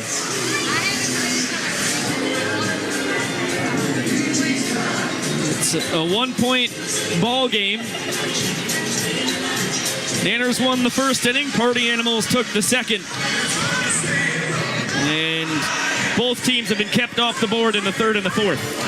Yeah, which is surprising, especially considering the Bananas and the Party Animals. Good teams batting in the fourth inning. The Party Animals batting .310 this season. And how about the Bananas batting .323? Now, the only tricky part, the Party Animals only turn it up a notch here in the fifth. They are batting .337 in the fifth inning.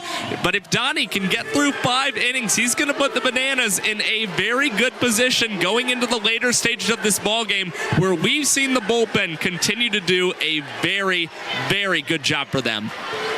You saw a couple of the big boys in the bullpen dancing there. Connor Higgins and Nolan Daniel, two of the fresher faces in Banana Land. They're getting after it in the banana-lution of dance. It's 7-8-9 for the Party Animals here. The shortstop, Chase Acuff, bounces that to third. Backhanded by Hosley. Throws across his body. And boy, oh boy, does he make it look so easy.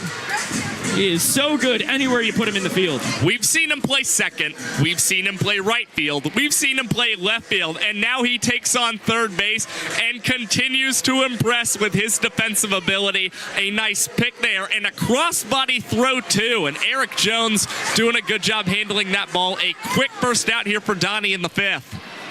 Hosley's been the best pitcher on the tour. He threw a strike across the diamond, well on the move there. Now Jason Swan will swing it. Had a one-base sprint his first time, drove in the 2 runs that ended up winning the second inning. His 31st and 32nd RBIs on the tour.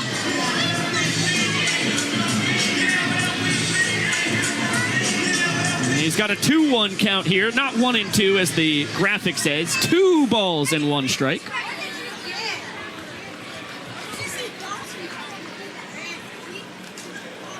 Fouled back, make it 2-2.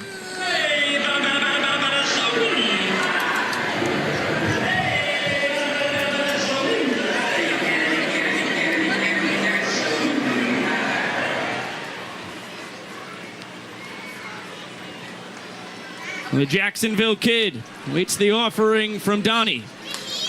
Flicks that one out to right. Noah Bridges hardly has to move a muscle. He goes behind his back. He's done it. Noah Bridges with his 10th trick play on the tour. And the pride of the Tar Heel State with a beauty right there for out number 2. I mean, what a fantastic sack. Noah Bridges having a great defensive game so far for the Bananas. A running catch by the wall in the first inning to get them out of the first, and now going behind the back. You talk about a web gem and a trick play. You love to see it from the Bananas right fielder. See if that can transfer into some success at the dish. He's due up third in the bottom of the 5th here. Nick Vivacis struck out swinging his first time. He was the 5th and final strikeout victim of Jared Donaldson's so far tonight. 5 of the first 6 outs were K's. The most recent 8 outs Donnie has gotten have all been made by his fielders. Starts a clap here in the full capacity Durham Bulls Athletic Park.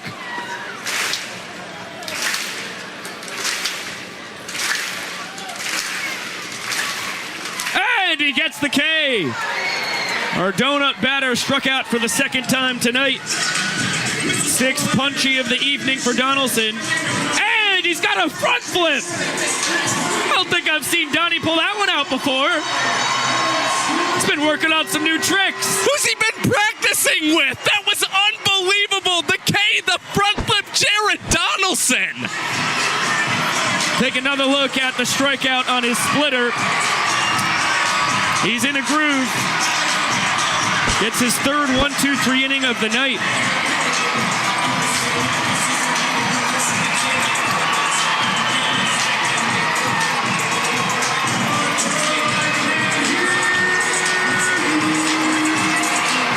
And as we head to the bottom of the fifth inning in a game tied at a point apiece, we are honored to welcome onto the broadcast Mr. Reese Hampton. How you living out there, Big Tiger? How we doing, Biko? Can you scooch the phone maybe a little closer? No, we'll see what we can do. That's better already. Good. In your home, so there's only 10,000 people out here trying to make me not hear. So, and all screaming, demanding that merchandise be thrown in their general direction. Reese, how cool is it to get to bring Banana Ball in your second world tour to your home state? It's been awesome. Kannapolis earlier this week was amazing. Got to see some family finally. Got to see some friends. They got to get the whole experience, so that was awesome to show them that. But this atmosphere trumps Kannapolis because it's packed with 10,000. I bet there's more than that. But here's Mr. Skoll. You being nice to little bro over here? Hey, Scully. So make sure he's being nice, man. It's little bro. Yeah, we'll treat Reese with the utmost respect, Jake. Reese, if you can hear me, what has been the thing that's excited you the most about bringing the greatest show in sports to North Carolina for this week? Well, it's just such a good baseball state, and competitive baseball all the way from Little League all the way up to high school and then college is just so competitive and has such a good pastime. That it's good to show them a little different side of it. It's going to be 7-8-9 for the Bananas. Sean Fluke out for his fifth inning of work. 2-0 count on Ryan Cox, the shortstop, who had a sac fly his first time. Bill Leroy on deck. Noah Bridges due up third. That one rolled over, backhanded by Jason. Nice and easy. Oh, Sean Fluke not able to make the catch on the run. The ball trickles into the Bananas dugout, and the potential inning-winning run in scoring position. Yeah, that was a great play at first base by Jason Swan, but it was Sean Fluke just a second late getting off the pitcher's mound and going over to cover first base there. Credit Ryan Cox. He was already ready to turn and go to second base, seeing that flip from Swanee get away from Fluke. Reese, you have that as an error on Swanee or Fluke? Neither. That is a tough play all around. It's a base hit with an error. Okay. On Mr. Swan, unfortunately. Yes. Little low throw. I hope he doesn't watch this later, but that's being picky. Yeah. Only because he moved to second. That's a fact. Your word is gold. Now Bill Leroy, who flew out to right his first time. Reese, we talked with your fellow North Carolinian Eric Jones earlier tonight. Of course, the two of you from such a great baseball state, tied for the tour lead in homers. Is there any kind of chatter back and forth between you guys off the field? No, not really, but we both have some interesting homers. He's got some. Oh boy, this is going to be the end of our chat with Reese. Bill Leroy with a double down the line. Ryan Cox scores, and the Nanners retake the lead. They're up 2-1. Reese All right, Lightning, Biko. Thank you so much, my dear man. You're welcome. Here comes your 10th homer coming up. Sounds great. I love it. All right. See you guys. See you, Reese.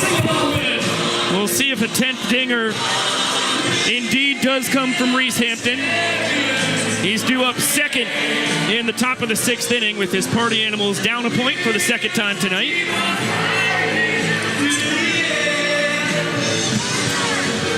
And a little karaoke. Bill Leroy and company belting it out on home plate.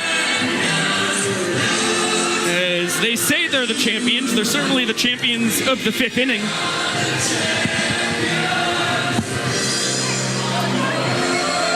What a performance from the King of Dublin, Georgia himself. And a big finish from all the boys. As Reese Hampton exits, what a special moment. Bill the Spaceman Lee with his second appearance on the broadcast this year. Thanks for joining us, Bill. Thank you, and you guys are so far to the right, you're almost in Raleigh. How can you call balls and strikes from here? You got to look at the screen. Oh, I don't do that. I come to the ballpark and I just want to call it from where I am, and that's called a single that Bill Leroy hit because he didn't go to second.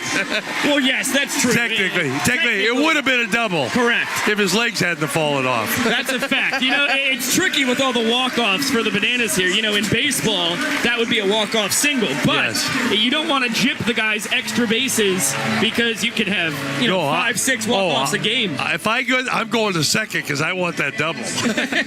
The way I run, it takes me 2 days to get to second, but I still run, and I play on weekends, and they didn't give me the green light, so I'm going to the little city of Virgins, and I'm going to pitch this Sunday for the Burlington Cardinals. But I have fun, and to be here with the guys and go to the old ballpark yesterday and to see the RBI guys. I have dyslexia. So, yeah, it was awesome to go to the old field where I gave up that home run to George Califatis in 1968. And that was like going back and going, how do you remember? It's a mate, Matt goes, man, how do you remember all that stuff? I go, when you give up a home run that far, you remember the guy's name. And did it hit the bull? It did. It went over the bull and hit the brick building behind it. Did you get to go to the field? No, I haven't gotten to see it yet. Oh, it is magnificent. They sold the bull. That's the thing that's really upsetting to me and brought it here. But if you hit a home run over that bull and it curls a little bit to the left, there's a daycare center down there. Oh, no. Oh, yeah, there's little toddlers rocking around. I mean, that's just fan first. They come home with a souvenir of sorts. Fan first. The little toddlers wear helmets. Donnie out for his 6th inning on the bump. It's going to be 10-1-2 for the Party Animals, Dustin Baber. And then at the top of the order, Hampton and Cornett. For the second time tonight, Vincent Chapman calls time and dusts off the plate. And this time, he will bless us with one of his legendary boogies. I know you have a lot more years on the earth than Josh or I, Bill, but I can say I have never seen anybody dance like Vincent Chapman. There's no one that can. I know. If he was taller, he couldn't do that. But he is unbelievable as torquing. He reminds me of a 14-foot alligator in heat.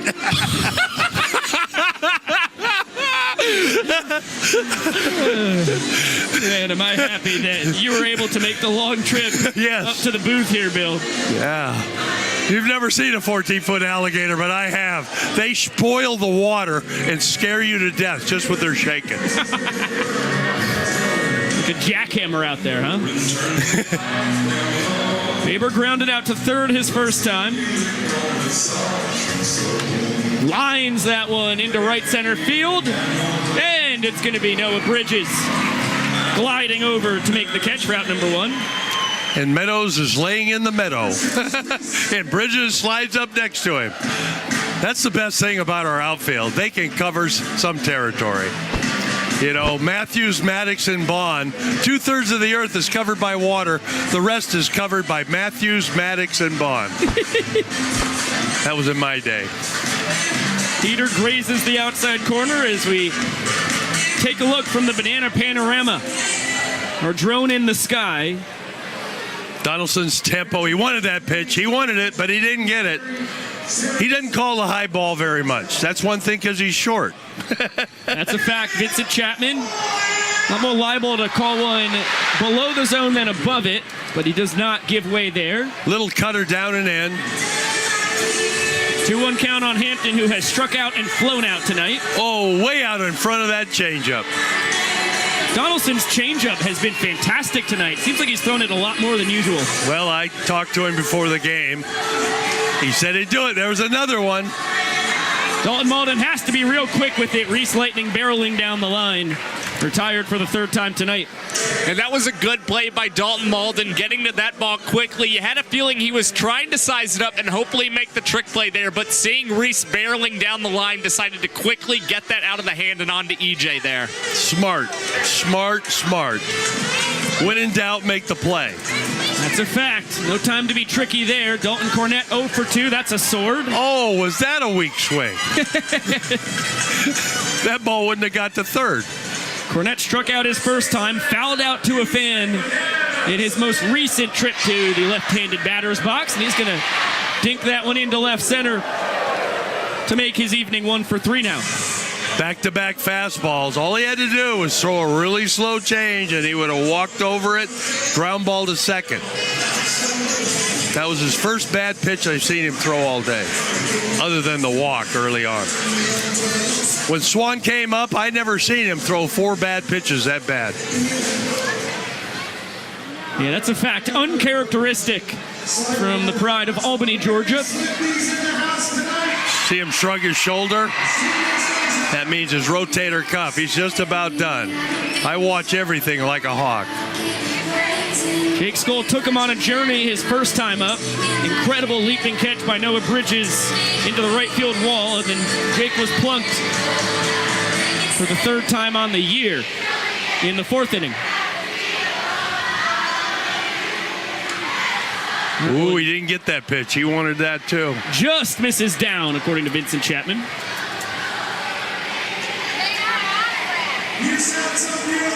Straight change. Dangerous count. Getting tired. That little shrug told me something.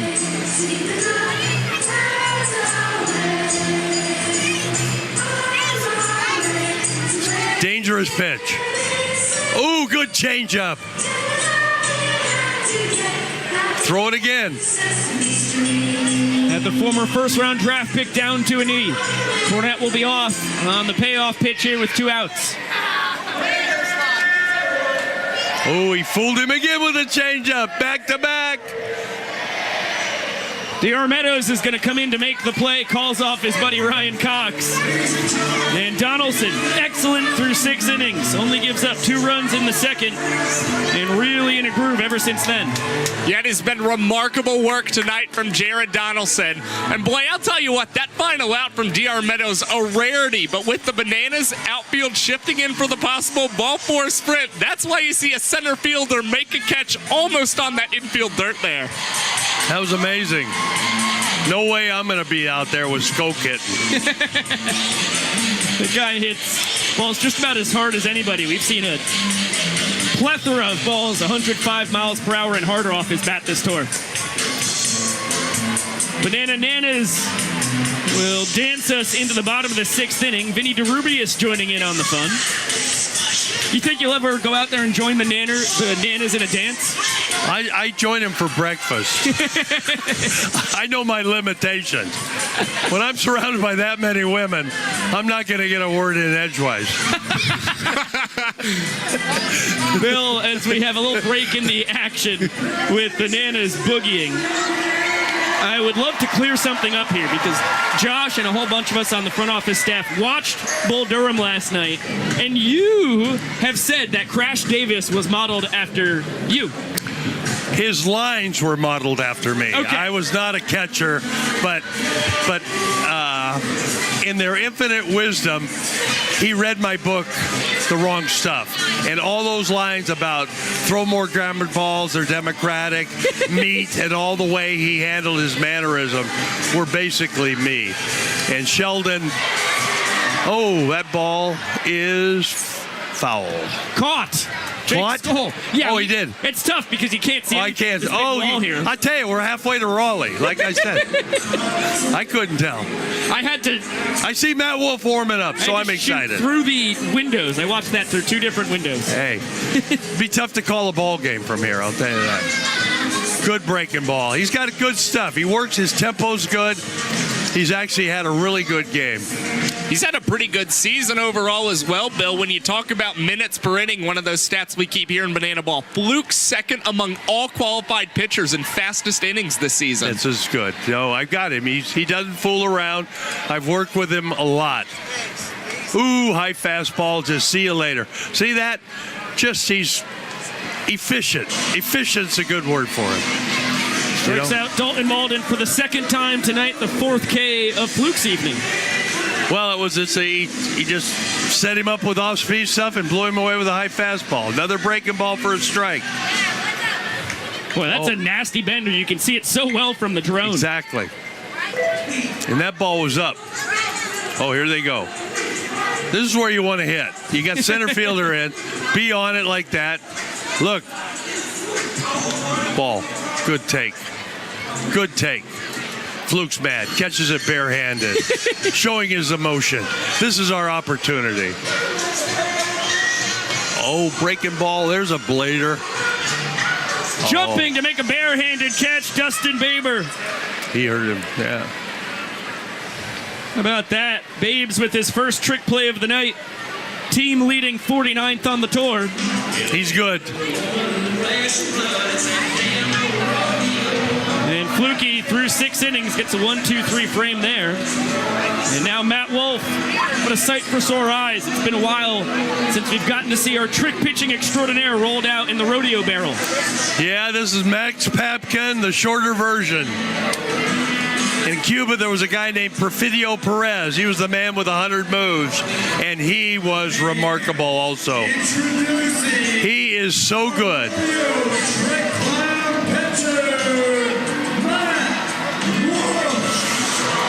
Now will backflip onto the mound, cartwheel into his first warm-up pitch, backwards and between his legs. He's remarkable. Great second baseman, too. Oh, my goodness. Yeah.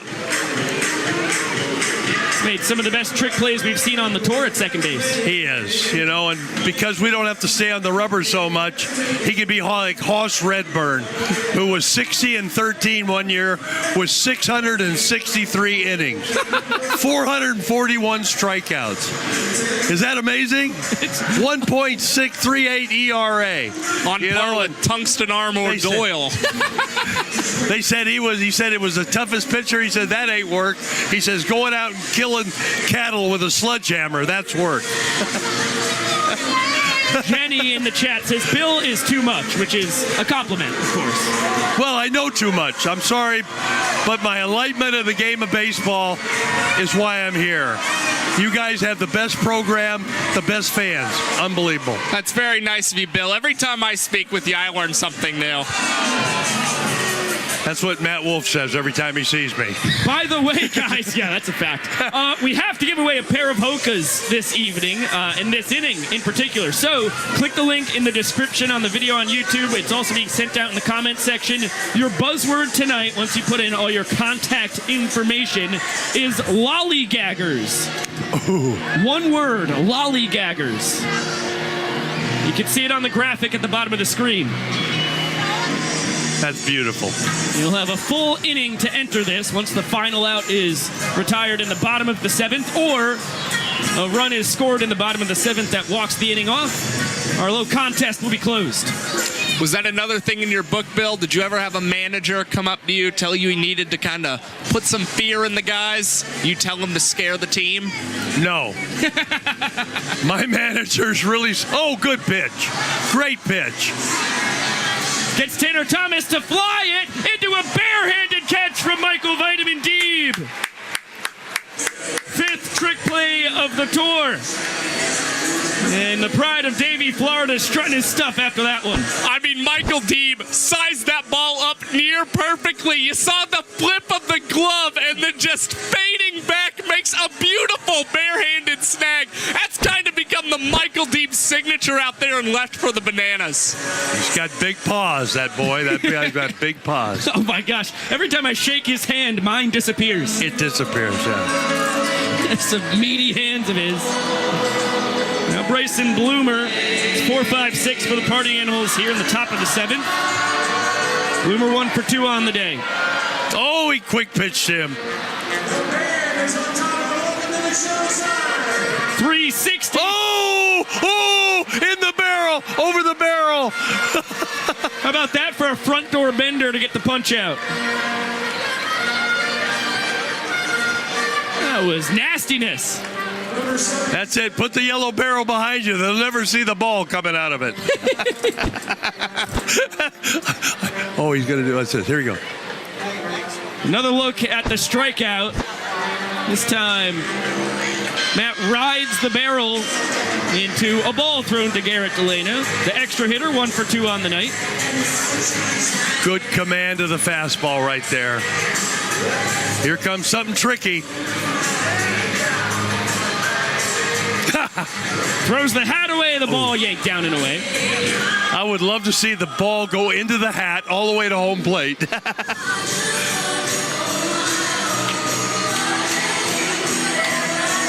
This ball blasted a mile high. DR Meadows underneath it, sizing it up, back flipping, makes the catch, lands the flip. The doctor is in here in Durham, North Carolina. What a great inning. I mean, you talk about a sparkling inning defensively for the Bananas. You've got Matt Wolf doing trick pitches galore, Michael Deeb the barehanded catch, and the backflip from DR Meadows, and Matt Wolf throwing a 2-minute and 42-second inning, the cherry on top. Thank you for having me. This is a good one to go home on. Bill Lee, Thank you. You are our hero, man. Thank you for joining us. Thank you, Bill. Thank you. That was awesome. There goes the legend himself. And he said it perfectly. Guy knows how to go out on a high note. Is the Banana Band blasting away at the top of the Tobacco Road building as our drone fades out. We take a look at Noah Bridges. We'll throw it down to the young professor. We're going to see what kind of TikTok dances Noah and our fans can cook up.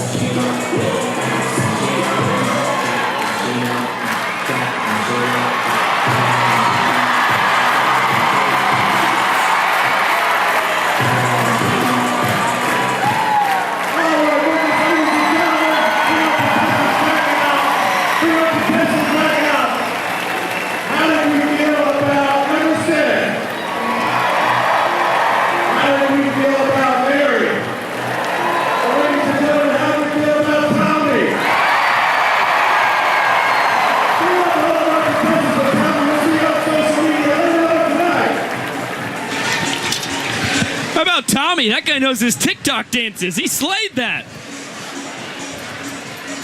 Unbelievable. Get a look down on Durham Bulls Athletic Park. Built in 1995. It's been a AAA stadium since 1998. An affiliate of the Tampa Bay Rays. And what an astounding setting for Banana Ball. Full house as per usual, the 258th straight sellout in Bananas history. Sean Fluke out for his 7th inning of work. Bender barely misses the low outside corner. He's got 2, 3, and 4 for the Bananas as Michael Deeb will fly this one to Jake Skoll, and he grabs it right above his keister with that Tookus facing home plate. Fantastic trick play for his 8th of the tour.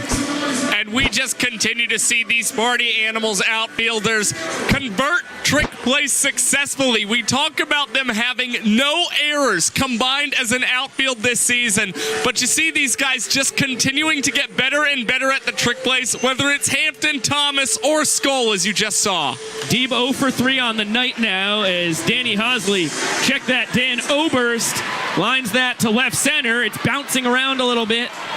He will slam the brakes at second. Now 2 for 3 on the night. A single and the 2-bagger, your eyes just sent to your brain. And we'll celebrate the extra base hit with a little line dance with his buddies.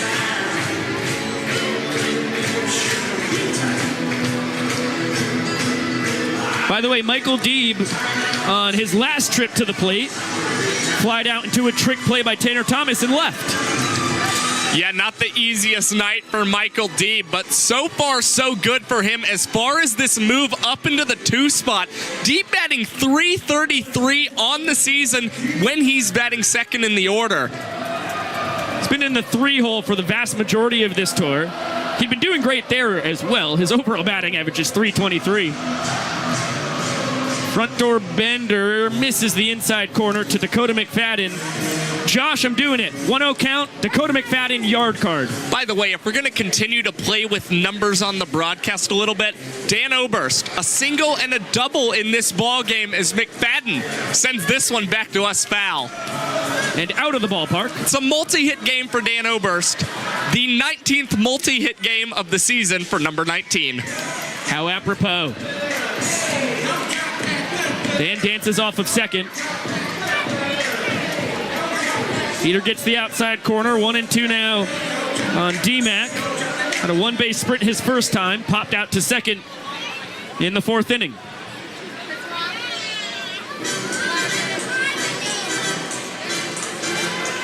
Dan as deadly a base runner as you can find. 29 for 33 in his stolen base tries. Luke gives him some well-deserved attention as the righty-on-righty changeup darts down and in. And overall, just has incredible base running IQ. Rarely do you see Dan Oberst run into an out on the base paths. This ball is cracked to right. Jake Skull catches it in front of the track, will wheel and fire a laser beam to third. Acuff cuts it off as Dan tags up. And he's 90 feet away. There's the potential inning-winning run with 2 outs now for Eric Jones Jr.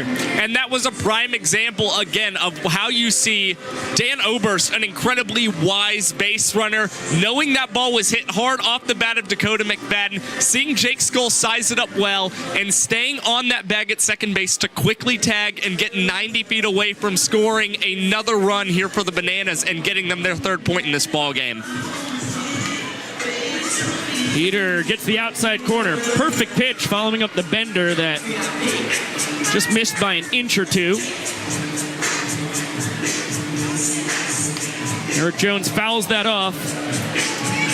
Singled his last time, had a 2-base sprint his first trip to home plate.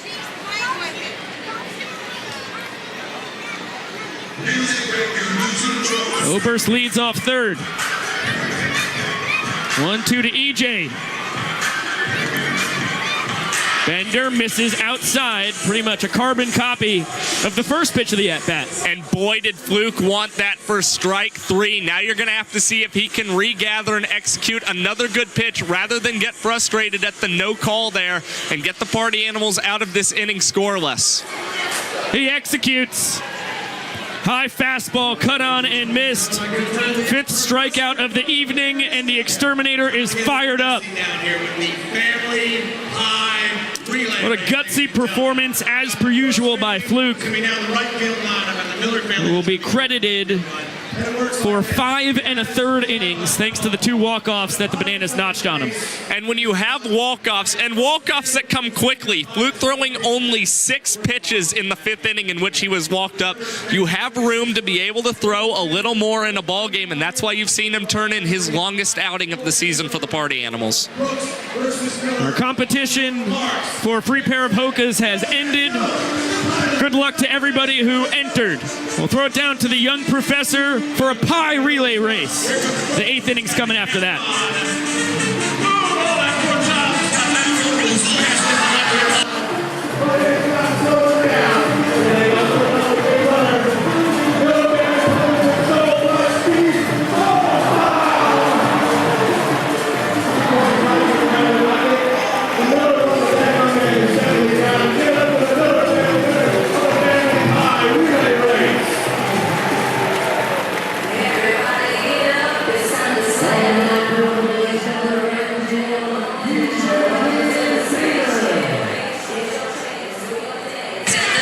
The pie relay race, always a winner.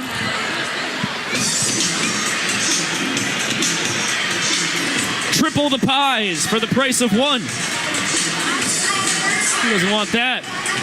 DJ the Invader, the new man on the bump for the Bananas. 4-seam and 2-seam fastballs with a slider, cutter, and changeup, his best pitch of all. And you look at what he's done across 44 and a third innings on the tour. He entered the month of June with a average minutes per inning above 4, but you look at the numbers here. The MPI down to 3 minutes and 55 seconds, leading all qualified Bananas on the tour. And DJ, you see the quick work from him. It's also been critical to him having very successful innings as of late, which is why you're seeing him come in this situation as the setup man. Boy, Chase Acuff has brought a bouncy ball to the plate. He'll now boot that as he sacrificed a strike but had a whole lot of fun for his troubles. 1-1 count on Acuff. Looked like it was going to be his third at-bat of the tour on a bouncy ball, but with the Party Animals down a point, it's very important to try and get the leadoff man on here in the top of the 8th. And Chase Acuff likes facing DJ the Invader, one of the guys I think he feels very confident against, so he doesn't want to give away an at-bat in this situation. As Ryan Cox goes between the legs and EJ on the other end, a fantastic scoop. The glove magician continues to dazzle on the diamond. Ryan Cox, you kidding me? His 94th trick play of the tour, second of the night.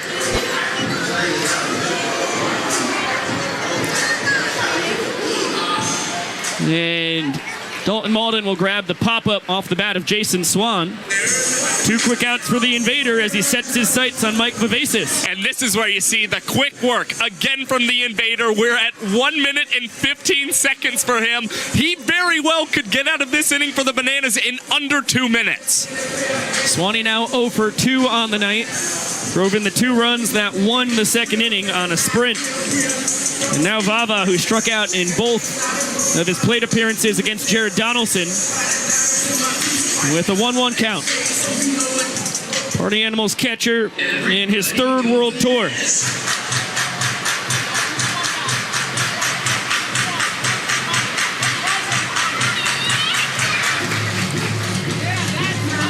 Two-1 from the Invader. One bounced foul. It's miraculous that DJ can pull off his windup, in which the glove goes behind the head with that space helmet he's got employed. Yeah, and we've seen him kind of mix it up for the Bananas, especially lately. Sometimes going overhead and sometimes just going classic 3/4. Either way, it's worked very well and helped him become a more effective pitcher out there on the mound. Gives Vava the gas, who's able to spoil the offering. Another 2-2 will come. And of course, when you can mix up your windup like that as well, it just gives you another way to mess with timing out there for batters. 100%. He gets a 1-2-3 inning here. And as DR grabs the last out, 7 straight Party Animals retired, going back to the 4 in a row that Jared Donaldson ended on. And the Nanners take their 1-point advantage to the bottom of the 8th inning. Jesse Cole instructing everybody here in the city of Medicine that it's time to turn yellow. All right, and we're going to wave them as we all join in. Let's sing loud. A little yellow. Here we go.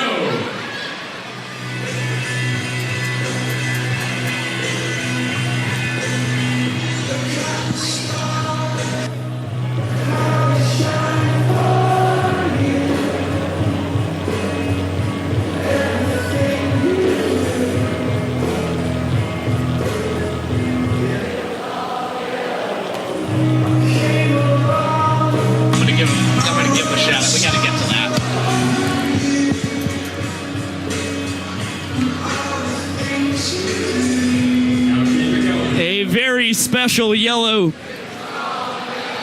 here in Durham, North Carolina. Over 10,000 fans uniting on the 20th stop of the 2023 Banana Ball World Tour and the 27th city all time to get live Banana Ball. Hope you have your flashlights rocking at home. We really appreciate you spending your Friday night with us in Banana Land. Jesse Cole, how do you feel about everybody watching online?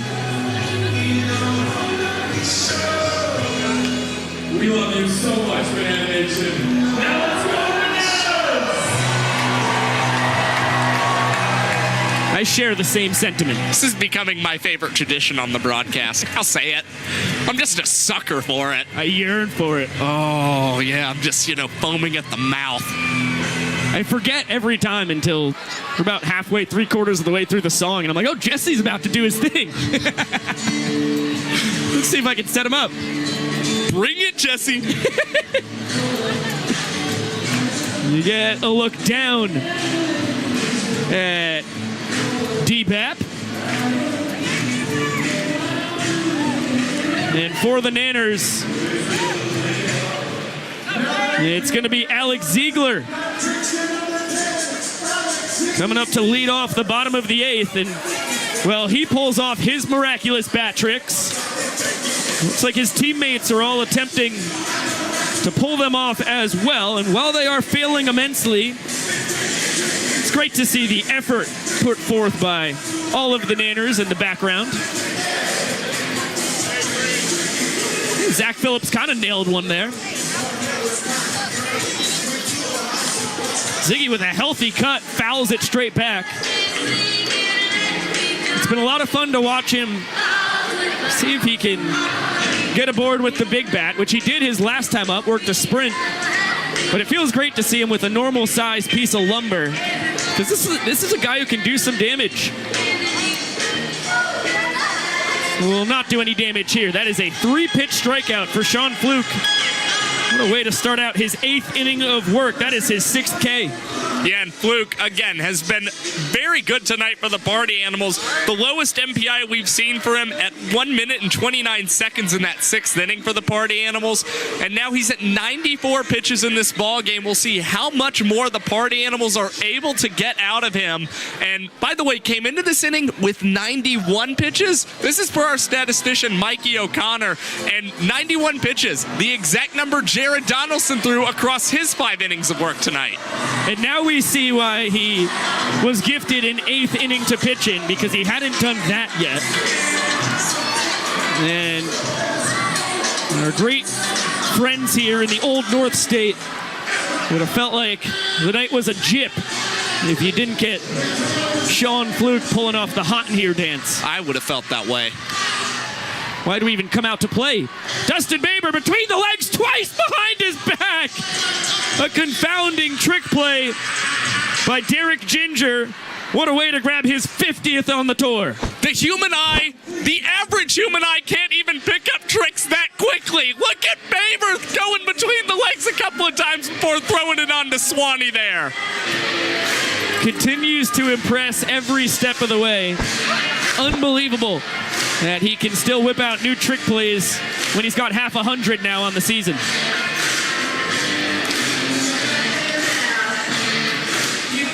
By the way, Ziegler pinch hit for Danny Hosley, who is in the bullpen and will certainly be the man who gets the ball with what is currently just a 1-point advantage going to the 9th inning.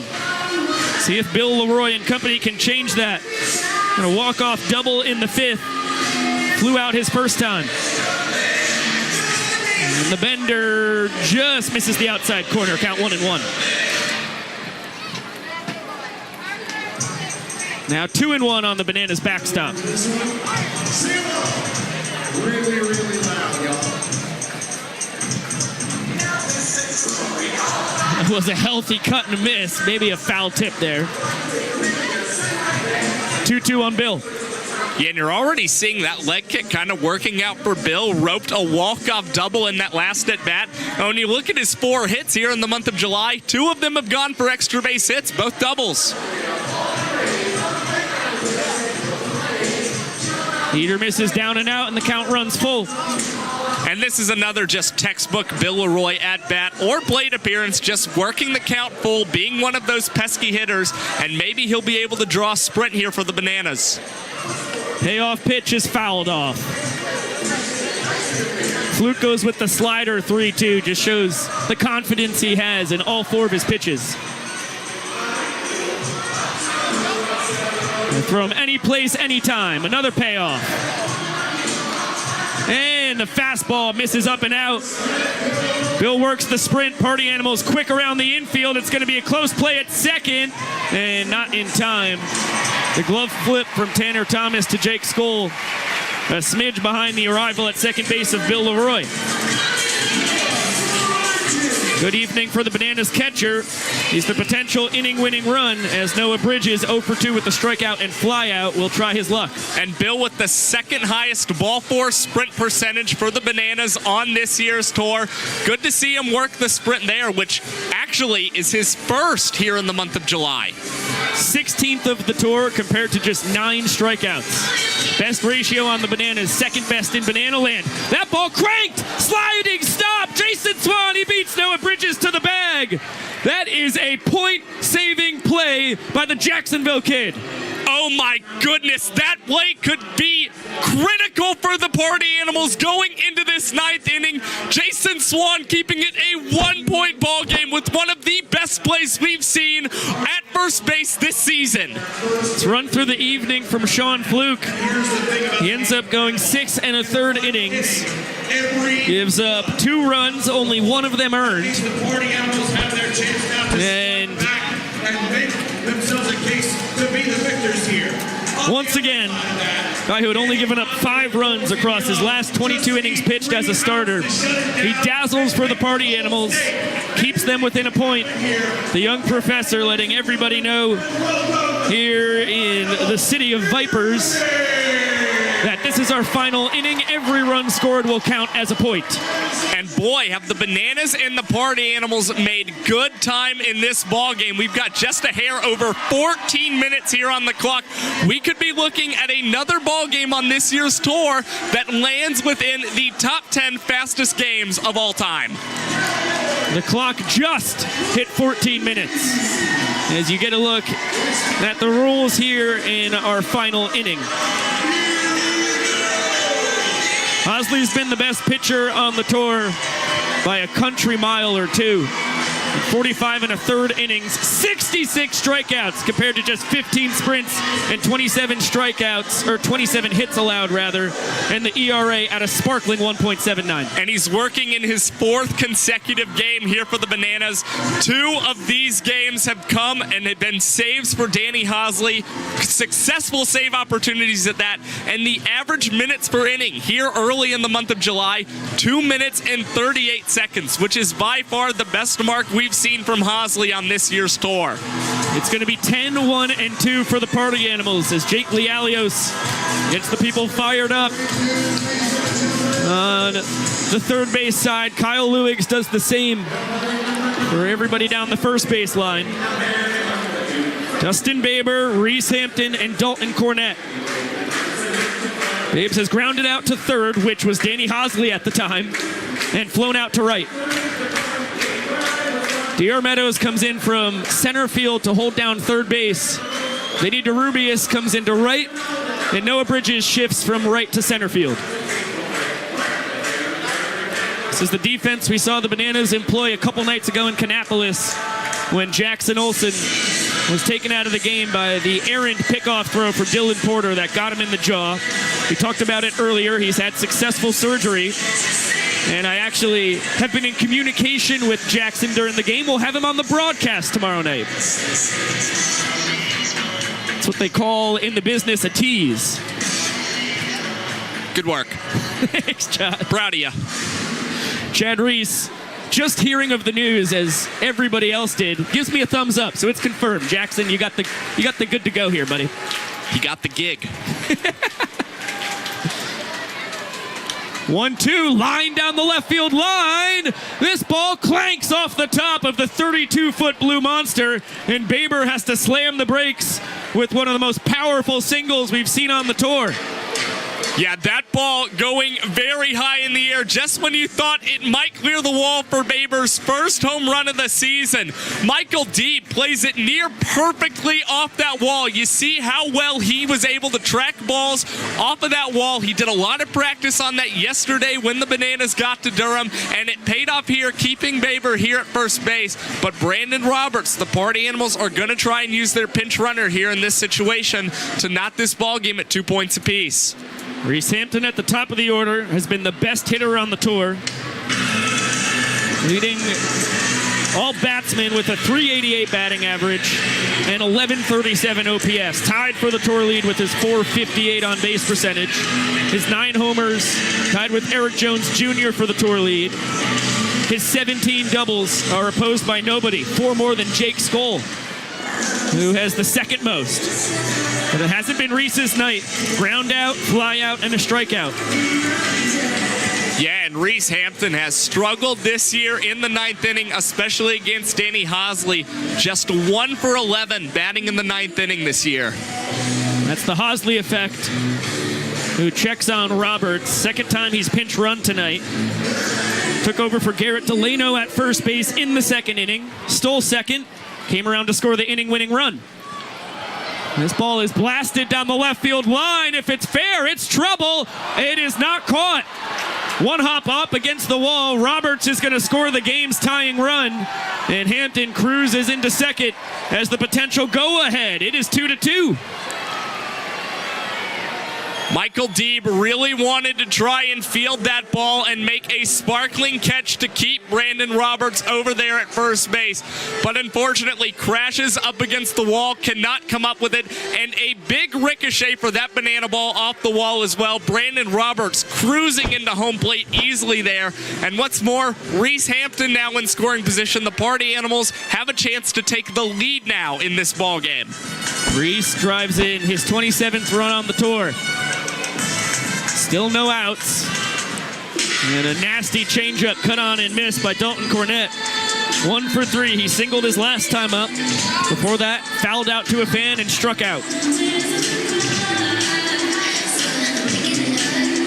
Fastball follows the changeup, and Cornett's behind 0-2.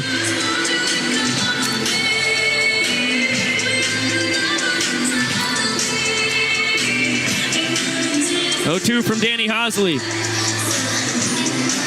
Great stop by Bill Leroy. Hampton runs like the wind on second base. He leads the Party Animals with 18 steals in 24 attempts.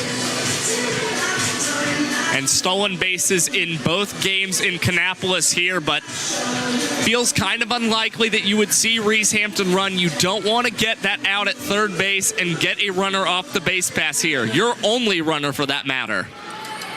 Especially when there are no outs in the inning and you have your big boppers all due to swing it. We'll get another 2-2 from Hosley to Cornett. Danny, 4-seam fastball, Vulcan changeup, 12-6 curveball. To work a 2-seam heater in there once in a while. See what he goes to here on another 2-2. Caught on and missed. Blows the fastball by him, located very well on the inside corner. And that is an enormous first out for Haas. It is a big punch out for Danny Hosley here, and we've seen a lot of long at-bats between Hosley and Cornett.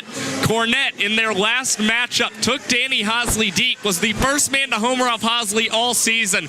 But here, Danny Hosley getting a little revenge against DC3, and again, huge first out for the Bananas. Second strikeout of the night for Cornett, who entered the game with only 8 Ks on the tour. That was the least among all the everyday starters. And what's more, half or more, we would have to go back and double check this for certain, but half or more have come solely against the Bananas righty here on the mound. I do believe it's 5. I think it's been 5 out of his 10 strikeouts against Hosley, and that doesn't count a strikeout he had in showdowns against Danny. Now Jake Skoll in the 3-hole, 0 for 2. It's flown out to right and center. Sandwiched in between the two fly balls. He was hit by a pitch. 0-2 cut on and missed. Fastball, the weapon of choice once again. And Danny Hosley 1 out away from sending this thing to the bottom of the 9th, tied at 2 points each.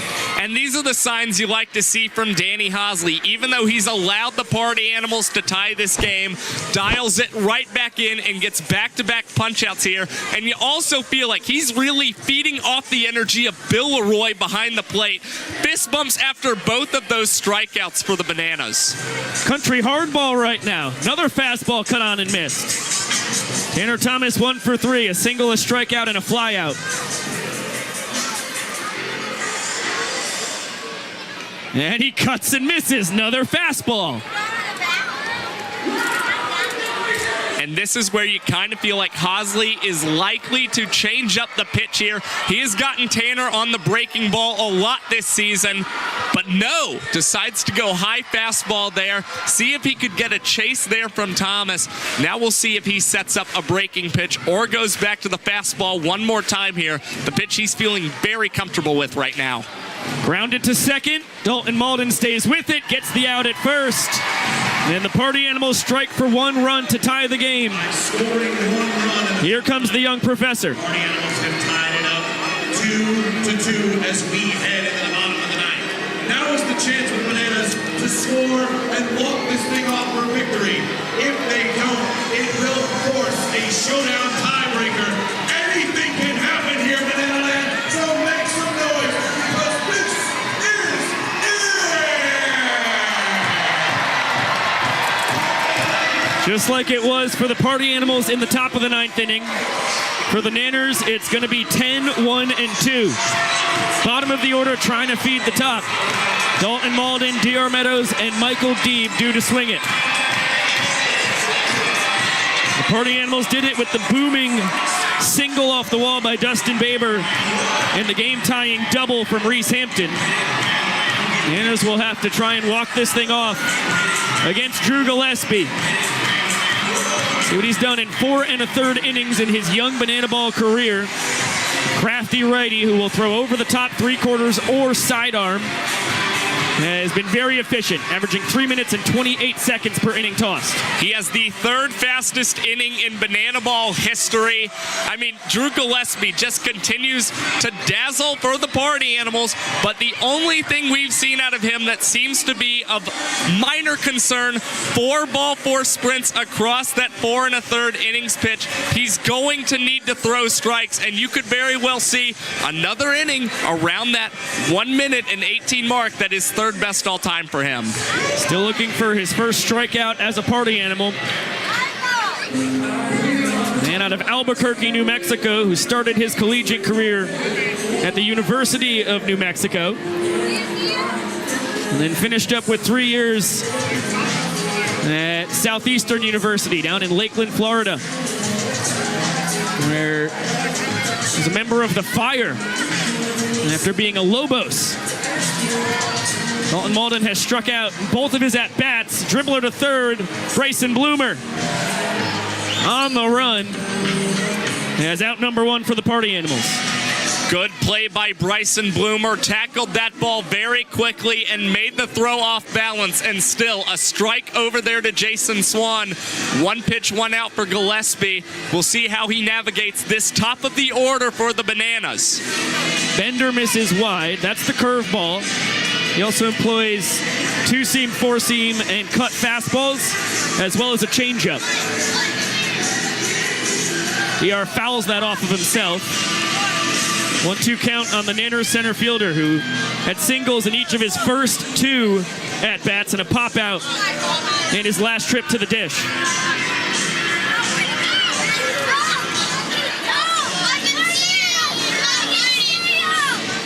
Split has joined us in the booth, which has caused a horde of children to come up here and scream at us, which is just awesome.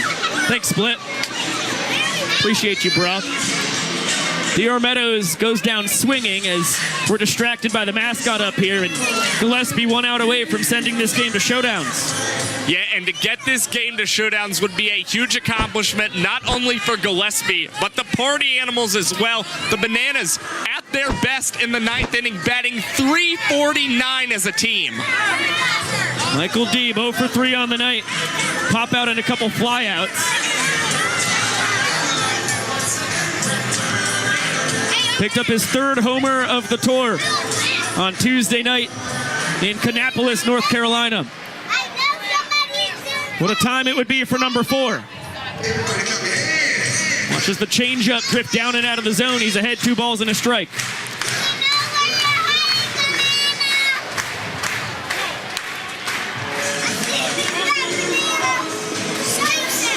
The kid screaming, "We know where you're hiding, Banana." He's over there, he's over there. Thought the booth was going to be stormed there for a minute. Full count now on Vitamin Deeb. Deeb worked a full count in Tampa on the 28th of April and got a ball 4 sprint like he's going to do here. Can he get to second base and into scoring position? He is going to try, and he will get there. And now, all it could take is a Dan Ober single or ball 4 sprint, and the Bananas could win this ball game 3-2. What a great job by Michael Deeb, working another impressive 9th inning plate appearance for the Bananas. The ball 4 sprint he worked in Tampa tied the game, and then Dakota McFadden walked it off with a double to right center. D-Mac waits on deck as Danny Oberst will swing away 2 for 3. And the Bananas wisely going to Malachi Mitchell in this situation. It's the last chance you have to use them, so you want the fastest guy on the base pass to try and score and end this game before showdowns. Gillespie drops down, fires a fastball low. That one just misses up. And a dangerous 2-0 pitch coming to Mr. Oberst, who walked off the 1st inning. He's provided half the offense for the Nanners tonight. Double in his last trip to the dish. And Gillespie works back into the count. It's 2-2.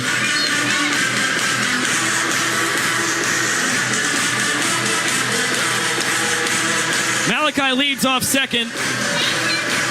Drew was about to go from the windup. Instead, he goes from the stretch, and now he is 1 ball away from losing this game. And this is going to be a very close battle. We'll see how Oberst protects here. As you see, Gillespie going with the pitch. Oberst liking what he sees, but waiting for a little bit of a better pitch. Nice job fouling that one off from Gillespie. We'll see a 7th pitch in this at-bat. Another payoff. Drops down, gets the strikeout. Drew Gillespie sends this to showdowns. Here's the young professor. At the end of 9 innings, it's time for the Banana Ball Showdown! The showdown works like this, ladies and gentlemen. Each team will have an opportunity to send 1 hitter up to take on 1 pitcher with 1 fielder. The hitter's job is simple. They need to score. The pitcher needs to get them out before they can make it back home. A home run over the wall wins the whole thing. If a team can score while the other can't answer back, they will win the showdown. Ladies and gentlemen, it's been a while, so get on your feet. Make some noise because this is the showdown!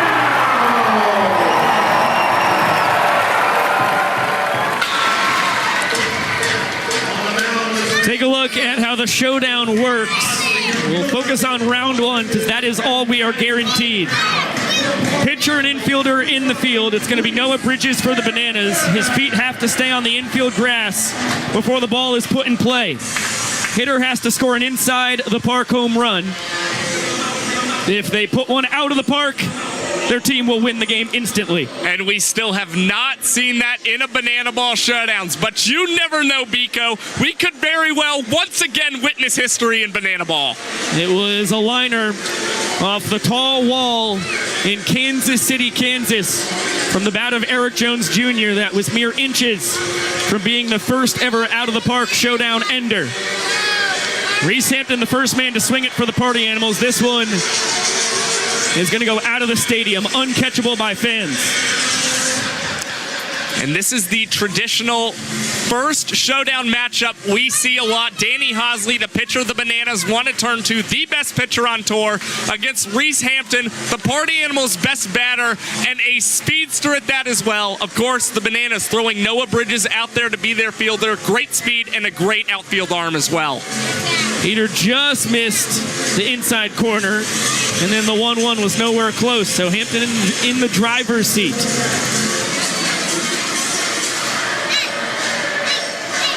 Reese grounds it foul.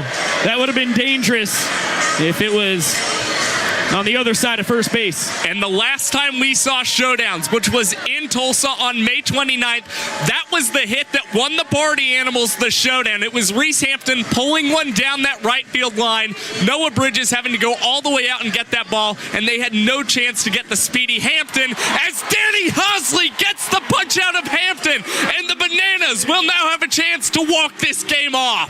That's the best pitch on the 2023 Banana Ball World Tour. Danny Hosley's Vulcan changeup, and he employs it perfectly there. The showdown continues. Make some noise, Durham, because we got more showdown. Look at the emotion. 2 come-ons and a let's go from Danny Hosley. Now the Party Animals turn to Garrett Delano. Their new closer. He had been the ace of their staff, but with the immense importance of the 9th inning, or whichever inning ends up being the final frame when the 2-hour time limit ends, they've moved him to the back of their bullpen to handle those final innings and showdowns. And we've normally seen Brett Helton as the showdown pitcher for the Party Animals. This is the first time Garrett Delano is going to be tasked to get the Party Animals to another round of showdowns, and it's going to be quite the matchup as he's got to face Dan Oberst. And Dan on this season against Garrett Delano. He is batting, excuse me for that. 1-0 count. .522 against Garrett Delano. Is that good, Josh? It's stellar. The 2 sparring mates in jiu-jitsu will end the plate appearance with Mr. Oberst being plunked. First batter we have had hit on the tour in showdowns. Dan will get second base. And victory. 180 feet closer now for the Bananas as Eric Jones Jr., the home state kid out of Charlotte, North Carolina, has a chance to be the hero tonight. And you are not going to complain if you're the Bananas about Dan getting on base by the hit by pitch. Now it doesn't take much as Eric Jones puts this in play. The Bananas are going to win this ball game against the Party Animals. Eric Jones Jr. walks it off in his home state. Bananas win it 3-2.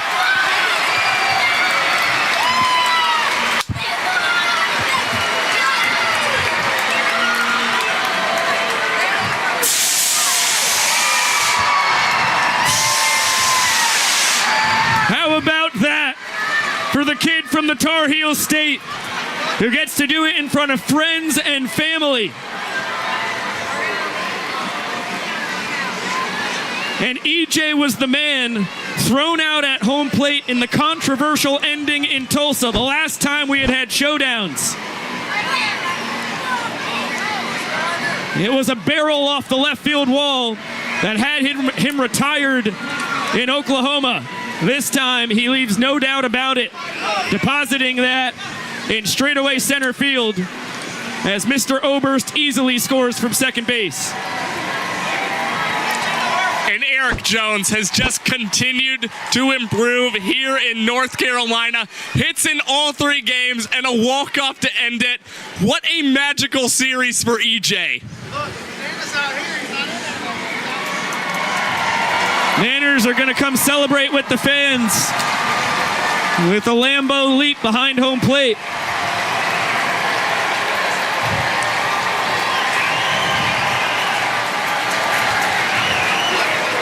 And they have tied the Party Animals at 21 wins and 21 losses on the tour, and they have won the great state of North Carolina.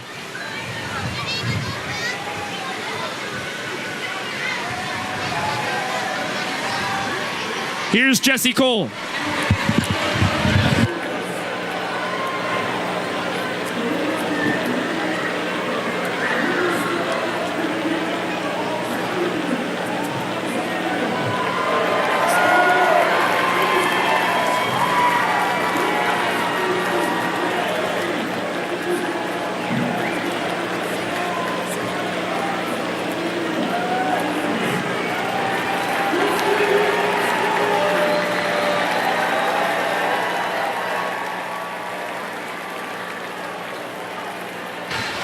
Looks like the excitement that took over Durham Bulls Athletic Park tonight blew out the speakers, but Jesse Cole does his best to let the people know that the party will continue on the plaza out front.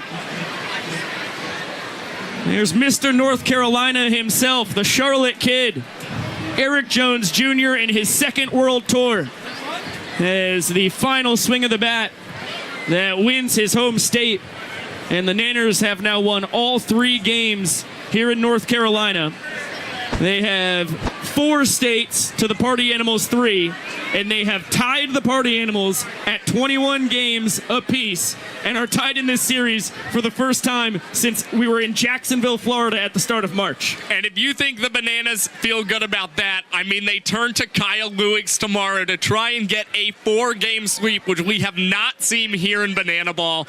And you get the feeling they're going to roll out a very similar lineup, and just the momentum that comes with a walk-off victory, and in showdowns no less, the Bananas are feeling incredible at the moment. I mean, you just can't write it up any better. By the way, Josh Talevsky, Biko Scala, just going into that 9th inning, right? Let's take a little journey back in time real quick. You have Dustin Baber leading it off, who spent a few years at North Carolina A&T. So he plays college ball in North Carolina. He nearly ties the game with a homer, clangs off the top of the 32-foot wall, has to settle for a single. Then Reese Hampton, another Charlotte kid, ties the game with a booming double down the left field line. And then it is Mr. Eric Jones Jr., another one of our North Carolinians, who puts the nail in the coffin of the Party Animals, and just how poetic that he is the man that wins it in showdowns after he was the guy wrongfully called out at home plate that earned the state of Oklahoma for the Party Animals 2-1. I mean, it is unbelievably sweet because you think about Tulsa, but you've also got to go back in time to Kansas City, in which Eric Jones Jr. almost left the yard against the Monarchs and won that game for the Bananas. Again, ran into the out right there at home. And now to have 2 heartbreaking ends to a game in showdowns, Eric Jones at long last the hero for the Bananas. Those were his last 2 at-bats in showdowns. As Michael Deeb said at the end of Kansas City, the Bananas died by a barrel, and then they died by a barrel again in Oklahoma City, and both were just absolutely heart-wrenching collapses when dying by a barrel in KC means that the Monarchs win that series 2-1, the all-time series 3-2, and of course, as we just mentioned, the Party Animals get Oklahoma because EJ on the head-first slide is called out. It's a bang-bang play. It was very close. It is the reason why we now have challenges, which is fantastic. And speaking of, the fans just popped off their confetti just now because they took their challenge home with them here on Friday night. But it is the beauty of baseball. It is the beauty of Banana Ball and everything the sport has to offer, in how many insane connections lead to that golden moment with EJ having his jersey ripped off him, winning his home state, now 3-0 for the Nanners. And what also helps is just the fact Dan Oberst plunked by a pitch to start showdowns and then getting to move up to second base. You get a runner in scoring position if a situation like that happens. All it takes is a little floater off of EJ's bat, which is just about what we got, not necessarily a barrel, and that's what won it in showdowns for the Bananas. It's a game of inches. It does not make sense all the while. His last 2 showdown appearances, he hit balls about 120 and 127 miles per hour off the bat and is out at home plate. And now, thanks to the hit by pitch from Delano to his sparring partner, Mr. Oberst, it is an easy game winner as he deposits that thing in center field. So the Nanners now, as you mentioned, could have a 4-game sweep of of North Carolina, which would be the first of its kind of any state in banana ball history. That'll be tomorrow night, 6:30 p.m. pregame show, 7 p.m. first pitch. And as you said, Cowboy Kyle Lewis is going to be on the bump, who, when you look at the entire tour, Danny Hosley is the unassailable best pitcher overall. But since the start of June, I think Kyle Lewis has been the best man on the mound in all of Banana Land. It's safe to say that, especially as a starting pitcher. I mean, Kyle, just a 1.21 ERA in June alone. He's barely allowed any earned runs here in July. He has continued that success, and he's kind of got this favorable matchup because we don't really know who the Party Animals may throw out there tomorrow against Lewis. We could see anything from Brandon Sherman, Brett Helton on short rest, or you could see a possible bullpen game. We have seen the Party Animals go to Tucker Perry with the start and then continue to throw out guys and have it succeed, which happened in Akron. It's going to be fascinating to see what Mike Vivacis and Sam Claycamp do tomorrow. We know what Adam Virant and Tyler Gillum are doing. They're throwing their ace, Kyle Lewis, on the bump. And it's going to be a blast to watch our pal who visited us in the booth tonight once again on an absolute roll with the cowboy hat on and seeing what he can do here in Durham. Now, before we shut this thing down, we do have a pair of Hokas to give away. And our Hoka winner here tonight, drum roll please. Congratulations, Tracy Daniels. Tracy Daniels, you have a new pair of Hokas heading your way. You get to customize them and everything on the website. Millicent Bean Supreme will hook you up. Thank you so much for watching on a Friday night here out of the Tar Heel State. And congratulations on the Hokas. We'll give away another pair on the morrow. And by the way, just once again, to tease what's happening tomorrow, we will have the greatest showman of Banana Land, Jackson Olsen, on the broadcast. We're also going to try and wrangle together our two remaining North Carolina boys. Noah Bridges, if we can get him up into the booth. Same goes for Dakota McFadden. It's going to be a star-studded show, and we cannot wait to get to it. So it's going to be a really fun one tomorrow night. It'll be on YouTube once again for free. 7 p.m. first pitch on the East Coast. Okay, let's shout out our cast and crew that made this incredible show possible tonight. It starts in Savannah, Georgia, in the control room. Our director, Ben Powell, and our technical director, Griffin Ellis. That is a two-man team that I would put up against any control room director, technical director combo in the entire world. On audio, on the ones and the twos, Kwanzi, one name, you know him, you love him. On the scorebug tonight, Michael Basista. On the graphics, it was Julia Massey. And on the statistics, Mikey O'Connor. That is a three-headed monster unlike any other in the world of graphics. Talk about a Hydra. Those folks are incredible. On the, let's see, carry the one here. Replay, Keegan Woods. Keegan, absolute legend. I swear he was just with us in Kannapolis. He got all the way back to Savannah to run the replay. Guys all over the place. Good work, Keegan. And here on site in Durham, North Carolina, on the first base camera, my roommate, Taylor Finneran. Taylor, it's been a blast living with you tonight. I'm sure the next two evenings will be delightful as well. You kill it on the first base cam. Same goes across the diamond for Emerson Elmgren, the Iron Horse of BTV, who has worked nearly her 150th straight game without interruption here tonight. On high home, it was Clayton Franklin hanging out in the club. What a cozy place to run that high home camera. And by the way, no longer in contention for the best mustache on BTV. A little shaving accident there, huh? It's true. That's your roommate. Yes, it is. How about that? Look at that. Crazy stuff, man. Oh my gosh, it's good fun. On the center field, Shane Volpes. Thank you so much for helping out, Shane. On the PTZ cams, that's the high ones that are looking down from first and third for anybody wondering at home. That is Madeline Hong. And on the wireless camera running all over this place, our producer for the past two broadcasts in Kannapolis, Chris Haynes, the best in the biz. On the drone, it is DJ Squints himself, Mr. Nick Keldy. You absolutely rock, my dear friend. And our moderators in the chat, Scott Thompson and Colbyte_. You folks are doing an amazing job. Thank you so much. And a special thank you to Chris Cormier and the Post 50 production crew. The folks here in Durham have really made us feel like we're at home and have equipped us with all the weapons we could ever want to put on a Banana Ball broadcast. Josh Talevsky on the color commentary. Superb evening from you. Biko, there's no one else that I would rather have join me as a believer in the Church of Banana Ball baseball than you, my friend. Great work. We are disciples number 1 and 2, Josh. The coordinating producer of BTV, Chad Reese. The brains behind the operation, the straw that stirs the drink. Thank you so much to Ripken the Bat Dog for joining us tonight in Durham. Thank you to Kyle Lewigs and Bill the Spaceman Lee for popping up into the broadcast booth, and for Reese Hampton and Eric Jones Jr. for slapping mics on themselves down on the field. For our executive producers of BTV, Jesse, Emily, and Carrie Cole, alongside Jared Orton, I am Biko Scala saying so long for now. Pre-game, 6:30 p.m. Eastern tomorrow night. First pitch will be at 7 p.m. sharp. Nanners win this one 3-2. Take the great state of North Carolina. Eric Jones Jr. is your hero. We'll see if they can get the clean sweep on the morrow. We will catch you then. And of course, we'll see you later!